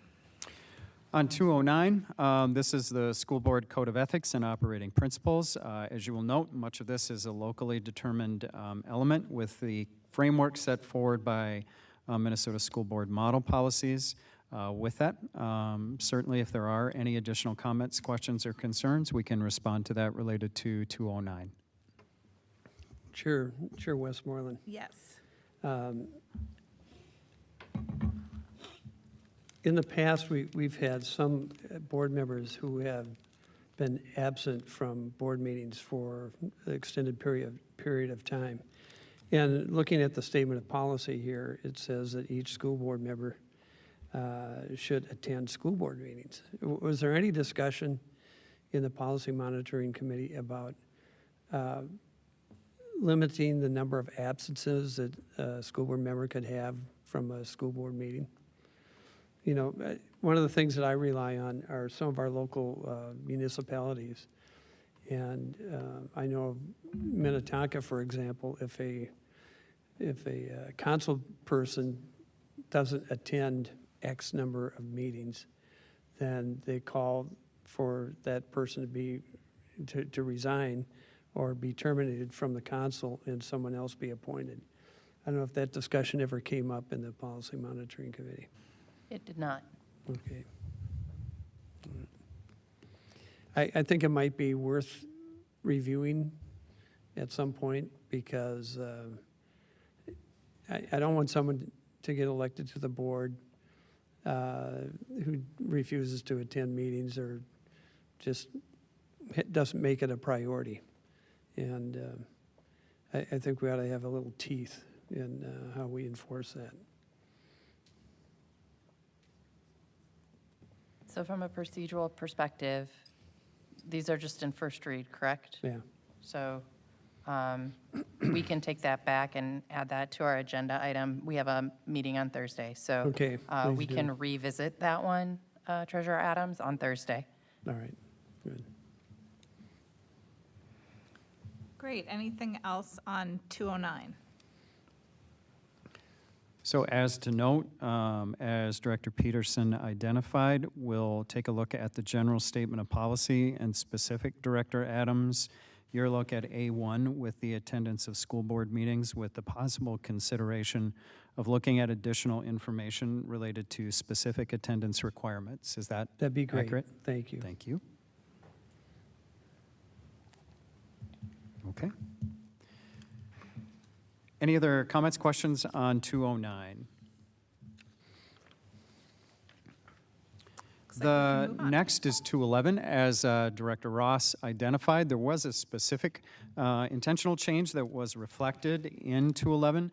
211 in the model policy really tries to have the same level of application towards students as it does related to staff and employees, specific when there is criminal or civil action. Part of the section that we really took a look at was the criminal investigation section. In part, what we wanted to reflect as a monitoring committee were the recent changes that were done to Policy 956, which was the engagement with law enforcement and there was a lot of work that was done intentionally to reflect the specific expectations of the school board and how we would operationalize that and work with our community law enforcement agencies to understand those boundaries around what is permissible from our perspective as a board within buildings when it comes to investigations and any of those investigations that were to occur on site. So we wanted to make sure that that language was included within this. So that is a modification which you see in C1 and a policy reference back to policy 956. So that was the work that was done to make sure that we would capture that. I do believe that part of the other modifications in this section are also referring to the sections that would just apply to employees. And as you'll see under 3, the removal of the language that would also identify that this would relate to students. We do believe we've captured that to the best of the ability in that section, but would be welcomed for any other additional notes, comments, or questions related to 211. We can move on to 212. Last policy that we reviewed as a group is 212, which is school board member development. Part of what we looked at within this and the changes that we are recommending are under 2A. Really, the specific section is that we wanted to make sure that we could identify the need for specific opportunities and training sessions and specific content. What we did not want to do was to identify and obligate ourselves to any specific agency or organization to do so. So we did remove that language, as you will see, noted in 2A. And then what we also added was information around training, not only in school finance and management, but also in board governance and public education advocacy. So you will see those additional suggestions there for consideration by the board. And with that, any questions, comments, additional information that would be helpful with policy 212? Well, the additions look great to me.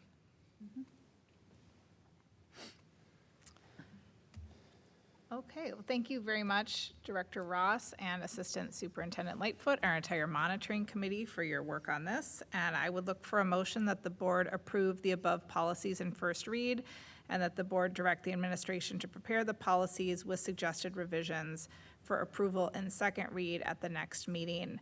I would propose that we put policy 209 in second read on the agenda so we can have that conversation. Good. But the rest could go on consent.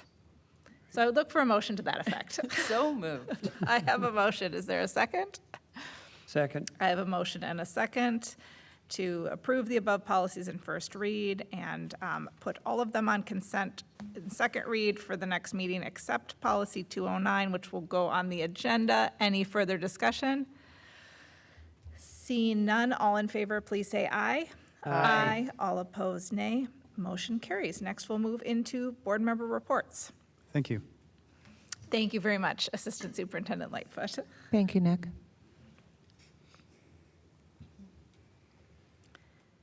Any board member reports this evening? I've got one. Okay. It's rather brief. Director Adams? I attended the AMSD meeting on September 9th, and it was interesting. There was a presentation by the 2 representatives, well, one superintendent and 1 board member that are representatives on the Pellsby board about the upcoming changes in Pellsby. And then there was also a presentation by Bill Morris and Peter Leatherman, who conduct an annual survey regarding people's attitudes about education. And it's always enlightening to find out what people are thinking about education. Especially, it's especially important for school districts who are considering having a referendum vote in the fall. And you always get some attitudes that are surprising, and some that are positive, and some that are disappointing. And that was no different this time. So, but it was a very interesting survey result. They do it free of charge for AMSD, And anyone that's interested can look at the AMSD website and look at the presentations that were given on, what did I say, September 9th. And they will find the full set of slides there. LAC has been meeting continuously since the start of September. We've met twice since the last meeting, and primarily working around logistics for the upcoming candidate forum. And then, of course, like many of you, I attended the Hopkins Education Foundation Rock and Royal in downtown Hopkins on the 10th. And I would just like to point out something that I believe Andrea Schack pointed out in her presentation on the school opening.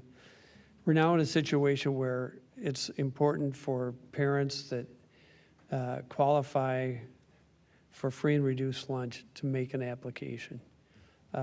Much to our dismay, we were not able to get a school nutrition free lunch, free meal bill passed in either the Congress or legislature last year. So we've reverted back to a parent pay policy. And that was very near and dear to our hearts, and especially to Director Shannon Andreessen, who's not here tonight. But I would advise anyone that's so moved to contact their legislator and let them know that we ought to make free lunches available to every kid, regardless of ability to pay, and not, thank you, and not make parents go through the annual ritual of filling out a whole lot of forms to get their kids free meals. So, end of soapbox. Thank you, Director Adams. Any other board member reports this evening? Chair Westmoreland. Oh, go ahead. Come on. Oh. Director Harlan. I attended the North Junior High open house that kind of did an introduction to teachers in the schedule, discussed a little bit of their transition to a middle school model, and kind of gave, especially families who are new at North Junior High, an introduction to the IB model and grading, and it was very well attended. I think all except for one of the staff members was there, and so there was a lot of excitement. There were a lot of kids very excited to show off their building and their community, which I thought was pretty great. And they also, several of the teachers there did a really fantastic job of highlighting kind of the benefits of the IB model and the way that this will directly support Vision 2031, which I thought was fantastic to see that language kind of transfer across our culture and be in all of the buildings. And so I really enjoyed that. I unfortunately missed the Rock and Royal Foundation due to our household's brush with COVID. But I was sorry to miss that and was grateful that so many of my board colleagues was able to go still. Thank you, Director Hartland. Director Ross. Thank you, Chair Westmoreland. Mine will be quick. Yes, attended the Hopkins Education Foundation Rock and Royal. Yes, similar, saw a couple board members that were there and had the pleasure of enjoying the music by Watson, and being able to meet with different constituents and members of the community. I look forward on tomorrow to attend a block party at Tanglin Elementary. They're going to be having their block party, and then on Friday, this coming Friday, there's going to be a parents' night out where you'll have the opportunity to meet with other parents there in the district. Quite a few of them will probably have kids that also go to Tanglin as well. So there's going to be a lawn bowling event over at Brookview. And then there's going to be apps and get-to-know-yous over at Boulevard. Excellent. That is it. Thank you. Any other reports? Chair Westmoreland, Yes. may I offer an addendum to my report? Sure. I just read in I think it's the most recent edition of the Sun Sailor, which covers St. Louis Park and Hopkins, that St. Louis Park schools are seriously giving some consideration to having a student board rep on their school board. And it mentioned that Hopkins has been doing it for 31 years. So I thought you might be interested to know how long we've had a student school board rep. So. I shared some of our resources with St. Louis Park School Board members who are working on that, so, yeah. Excellent, okay. Next, we will move on to our incidental reports. I would move that the board accepts the incidental reports. Second. I have a motion and a second to accept the incidental reports. Any discussion? Seeing none, all in favor, please say aye. Aye. All opposed, nay. Motion carries. Next, we will move into our public comment period. So we have some people here in person who will give public comment. We also have 2 voicemails. We'll play those voicemails at the end. We will hear our community members who are in the room here first. I'm going to go through the guidelines for public comment, and then I will call each member of our community who has filled out a public comment card and given it to me before the meeting to the table. So please keep your comments to 3 minutes or less. Public comment is for input only. Members of the school board will not respond directly to public comments that are made at this meeting. No specific action will be taken at this meeting in response to comments that are made or issues that are raised during the public comment period related to items not on the agenda. If the board determines that action is appropriate, the action will occur at a future board meeting. If you have left your contact information on the comment card, a district representative may follow up with you after the meeting. I will recognize 1 speaker at a time. Only those speakers who are recognized will be permitted to speak. Individuals who interfere with or interrupt speakers, the board, or the proceedings may be asked to leave. Personal attacks on any individual, including any other speaker during the public comment session, are unacceptable, as are obscenities and profanity. Persistence in making such remarks will end the individual's opportunity to address the board and may result in the individual being directed to leave. I will rule out of order any statement that would violate state or federal law, school board policy, or the privacy rights of an individual. Minnesota's open meeting law prohibits the discussion of private educational data during an open meeting. Accordingly, during the public comment session, no person may discuss private educational data on an identifiable student. The open meeting law also requires the board to close a meeting for preliminary consideration of allegations against an employee. Accordingly, community members who have concerns about an employee or want to file a complaint or allegations against an employee are encouraged to contact the superintendent directly. We ask you to not name an employee, to not identify an employee by name during your comments. Repeated violations of these time, place, and manner restrictions may also lead to the meeting being briefly recessed or adjourned. Community members will have an opportunity to be heard within the limits of the law and subject to the time, place, and manner restrictions above. Thank you for participating in public comment this evening and for watching the entire meeting to get to this point. I am finding my stopwatch and inviting Abhinav Kumar to the table.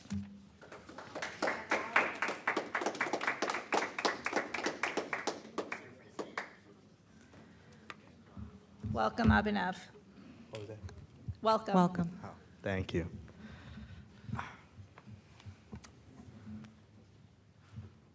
Sorry, I just gotta get myself. No worries. You can begin when you're ready, and I'll start the stopwatch when you begin.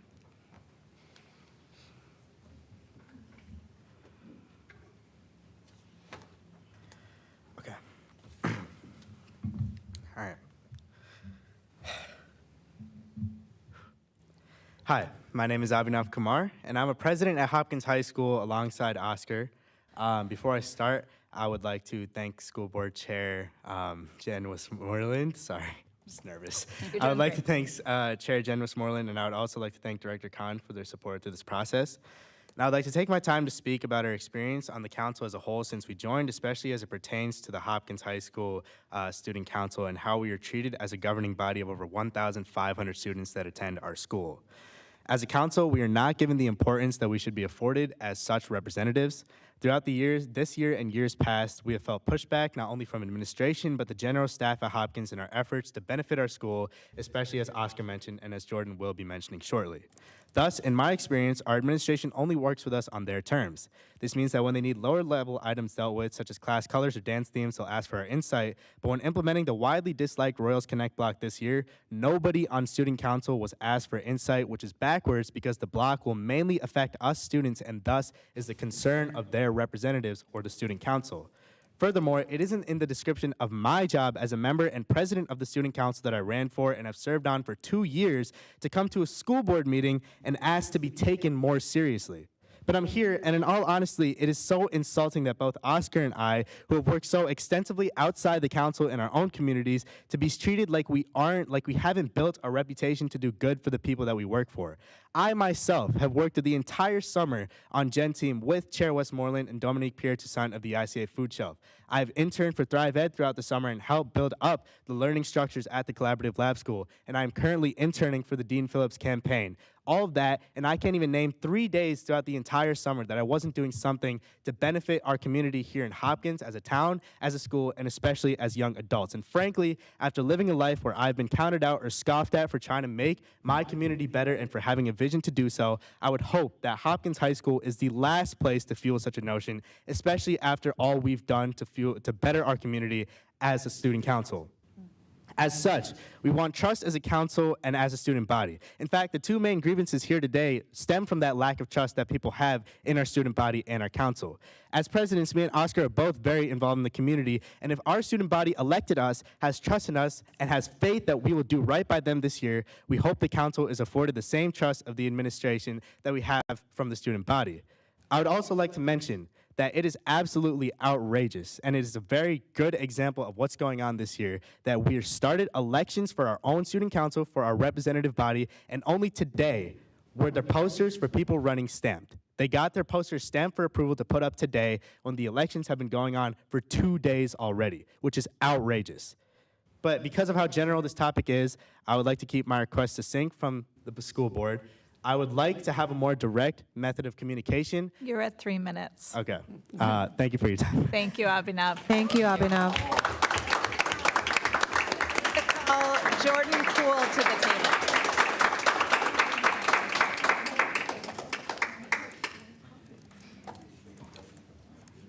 Thank you, Jordan. I will start the stopwatch when you start speaking. Hi, I am Jordan Kuhl. I'm a senior, and I'm the treasurer of student council at Hopkins High School. I'm here today to talk about the issues we are having getting access to our money. This year, when I took over as treasurer, I connected with one of our front office staff who controlled our money a week before the school year started, asking for the best way to work with them and if we could get our starting balance. They seemed open to working with me, and they said they would get me the starting balance very soon. My advisors checked in with them nearly every day, as well as I continuously checked in with them about our starting balance. Because admin was expecting us to continue to make way and starting to plan and execute fall events, it took this staff member a total of 4 weeks from when I asked the first time to have the starting balance, to then give it to me. On top of that, the money that we have in our account is money that we have made ourselves. And whenever we want to buy anything, we have to go through a long process to get those purchases approved, which we understand, but the slowness of this process has led to students and our advisors having to pay out of pocket because we have to buy something that they did not get around to approving or that popped up last minute. As well as last year, I know we had some problems with money possibly going missing from our account. I was not treasurer last year, so I cannot speak in much detail about that situation, but I know this situation has been a concern of all the people on our council. Our main message is that admin at Hopkins High School want us to be leaders. They want us to plan and take responsibilities for events at the high school, but give us and our advisors no ownership, responsibility, or freedom of our own money that we make from dances and other events that we plan and sell tickets to. Our ideal outcome would be that our advisors and the council got control or at least more freedom with our money, so we are able to actually buy the things we need for our events and meetings when we actually need them. So we don't need to push back events or have to pay for things out of pocket. Because as student council members, we did not sign up on the council, so we have to spend our own money on things we need to be able to do what admin is requesting of us. A way this could look would be some kind of purchasing card that we could use to have easier access to our funds. Thank you for your time. We as a council really appreciate the opportunity to be able to speak in this space. Thank you. Thank you, Jordan. Next, I'll invite Munira Ahmed to the table.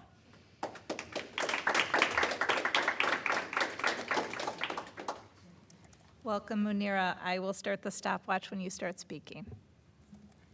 Hi, my name is Munira Ahmed, and I'm a junior at Hopkins High School. As you may know, there were many incidents involving the Muslim community attending Hopkins High School. There were reports of verbal and physical harassment that left many voices unsafe and unwelcome in their own school community. There were 2 weeks leading up to students getting involved with a staff member, which included dictating which students were allowed to pray and who were based off their looks, demanding students to pray in front of him rather than the room they were given, interfering with our given prayer time, yelling and starting arguments with me when we asked him to open the door for many other girls like he was supposed to. Not only did this staff member violate rules and regulations set for staff to follow, he felt the need to abuse his power amongst Muslim students. I feel hurt, damaged, and sad that we are experiencing this in our own high school because nobody should be going through what we've been through, especially in an environment where we come to get educated to further fulfill our after high school dreams. Thank you.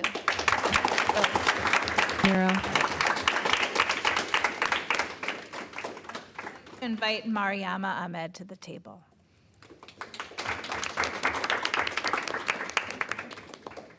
Welcome, Mariama. I'll begin when you're ready. Hi, my name is Mariama Ahmed, and I'm a senior at Hopkins High School. I'm going to be talking more about what Munira talked about. During the previous years that I've attended Hopkins High School, the girls' prayer room has been changed multiple times. Last year, we prayed in the library in a conference room with like a really big table. There were like over 20 students praying in one room, so we had to take turns, which took up a lot of time. Then we were moved to a classroom. We prayed in there for a while until one day we showed up and there were students and a teacher in there, so we had to pray in the office for the next couple of days. Then finally, we were moved to a different room called the multi-purpose room at the high school. This year, we had to pray with the Muslim boys at our school in the same room. In Islam, we're not allowed to pray with, like men and women aren't like supposed to pray together, so we had to take turns, which wasted lots of time.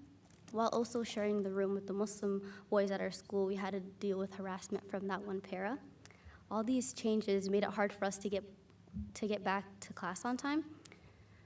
Every year that I attended Hopkins High School, we had to find our own space to pray in. We had to get our own passes, and it's hard for lots of students to do that, especially when the Muslim population is growing at our school. I feel like at our school, we tend to blame the students instead of the staff. Sorry. There's a power dynamic between the adults and students at Hopkins High School, and whenever we brought up concerns about the prayer room at our school last year, nothing changed for us. I would also like to highlight the events that the Muslim students have been saving with the staff this year at our school. There's this one chemistry teacher that harasses the Muslim boys at school. He told them that they weren't allowed to pray during his class period, and they either had to pray after class or at home. And an avid teacher at our school wouldn't let students make up an assignment that they missed, which was summative, because they missed class to speak up at the protest that happened at our school. Everything I talked about made me feel really unwelcomed at Hopkins High School, even though I've been attending the Hopkins School District since preschool. Thank you for listening. Thank you. Emma.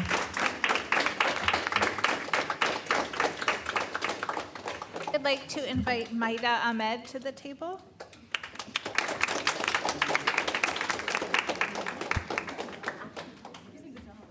Welcome. I'll begin when you're ready. Hello, my name is Maida Ahmed, and I'm a junior attending Hopkins High School. I'll be discussing some of the things we hope Hopkins High School would change. First, we want the school to offer more funding for religious matters. We want to use a portion of that funding to provide new prayer mats every year, not only for us, but for the future Muslim students of Hopkins High School. We want the school to put more time and effort into training the employees they hire. We all understand that the school has been short on staff, but I urge the school to be very thorough with every individual hire. I feel that if that had been done, the altercations that took place in the past 2 weeks could have been easily avoided.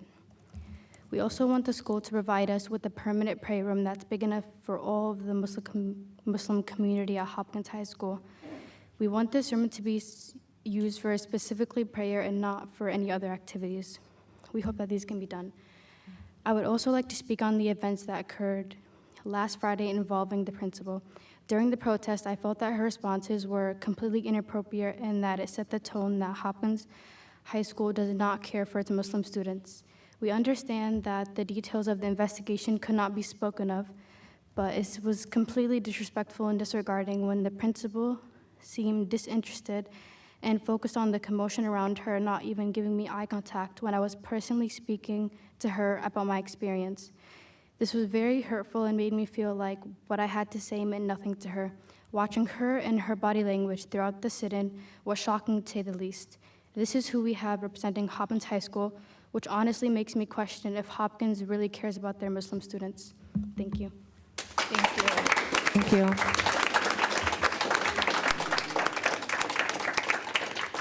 Next, I'd like to welcome Bob Fallon to the table.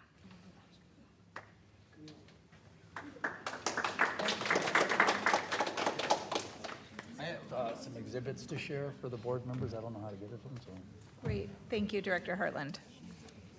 there's one of each. Thanks. Thank you. First of all, before I begin, I'd like to acknowledge the students here tonight. I don't recall being this poised when I was 17 or 18 years old. You guys are amazing. I am here, first of all, as a resident of Minnetonka and a proud grandfather of 2 kids who are going to be enrolled in your district in just a couple of years. And I'm following up on our public comment that was given by Michael Goodman on the September 6th school board meeting. I'd like to address the decline in academic at Hopkins, specifically how they compare to neighboring districts.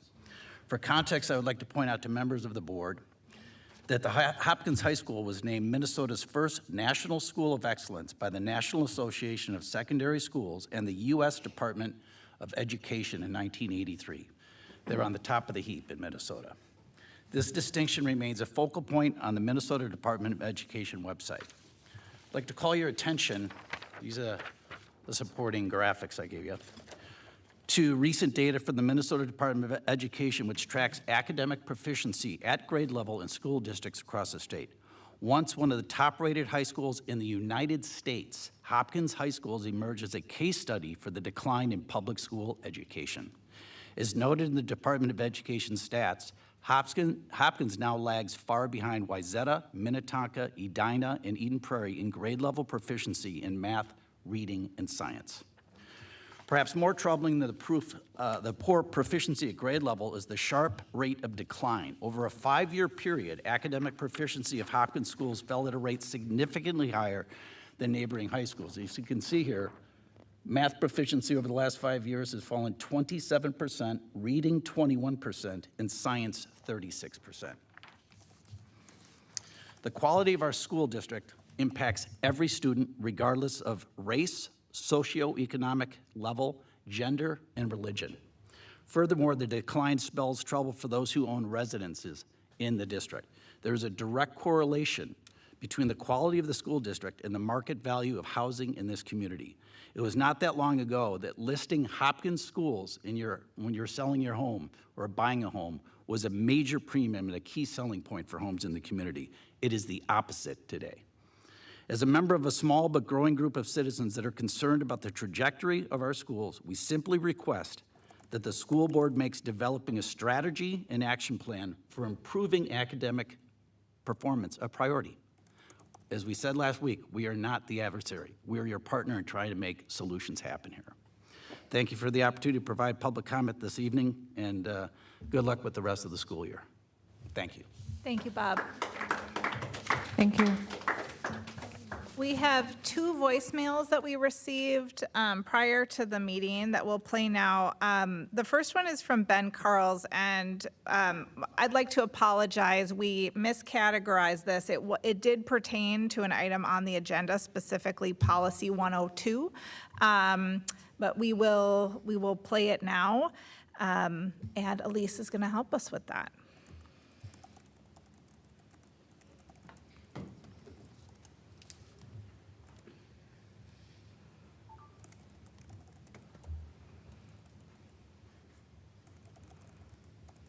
parent in the Hopkins community to share my perspective as a queer white parent of 2 children of color within our school district and as an educator myself concerning policies in first read, specifically the Equal Education Opportunity Policy 102.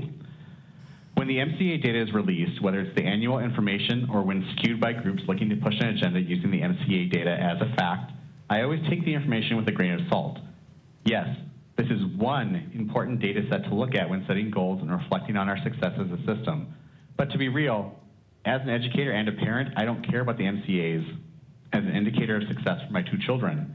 I wanted to opt out of the test this past year, but my daughter wanted to take it because, as she said, I like school and taking tests. So I let her take it and she enjoyed it. But what stood out to me though, and what relates to this educational policy, is that her interest to take it was as a then 3rd grader, that pivotal age when scholars need to be at grade level reading before the gaps grow, is that she enjoyed school and learning and even, yes, tests. Similarly, my then kindergartner came home every day enjoying learning and school and feeling supported in his own unique process and progress. Both of them are challenged, engaged, and loved deeply by our school community and supported by the educational equity work in the community. And that matters more to me than any test score in the world, that they see themselves and their unique identities as children of color in a queer family, in a community that reflects their values, means more about what they're learning and how they're learning, and the curriculum discussions, and the vigilant equity work as an important piece to me about why we chose Hopkins. The other districts oftentimes compared to Hopkins, including Edina, Minnetonka, and other neighboring districts, are very successful, and very successful for a specific, limited, and homogenous community. But they are not welcoming districts to my family and my kids and their unique needs. Hopkins is, was, and always will be the district that we come to and choose to be part of. And I'm committed to its continuing engagement and commitment to all of our scholars and caregivers, lived experiences, and history. And I thank you for having this educational policy as one of the most important policies in the district covering the decision-making process. Thank you. Thank you, Ben. Next, we have a voicemail from Brianna Burrs.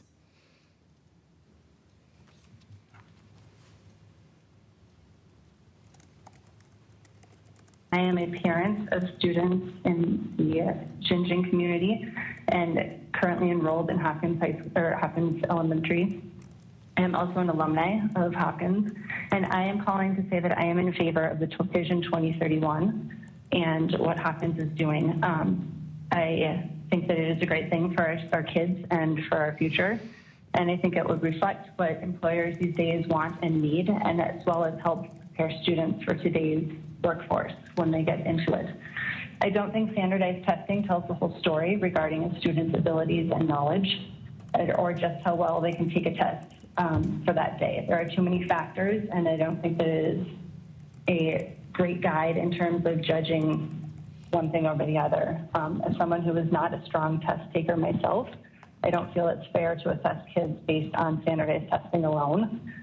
Teaching isn't a one-size-fits-all. I know it wasn't for me, and I don't think that every kid learns the same way as another. So therefore, not every child tests the same way. I am proud to be Hopkins Strong, and I am so thankful that my children are in the school system, and I love what you're doing, and I thank you all for all of your hard work and dedicated work. And I look forward to being on this journey with my children. Thank you. Thank you, Brianna. Thank you to all of our public commenters this evening. And with that, I would look for a motion to adjourn. So moved. I have a motion. Is there a second? Second. I have a motion and a second to adjourn. Any discussion? I actually do have discussion for one time in my life. Our lovely student school board representatives have a request. We would appreciate if students would stay for a group photo really quickly. For our Instagram. Excellent. Any further discussion? Seeing none, all in favor, please say aye. Aye. All opposed, nay. Motion carries. This meeting of the Hopkins School Board is adjourned at 9:44 p.m.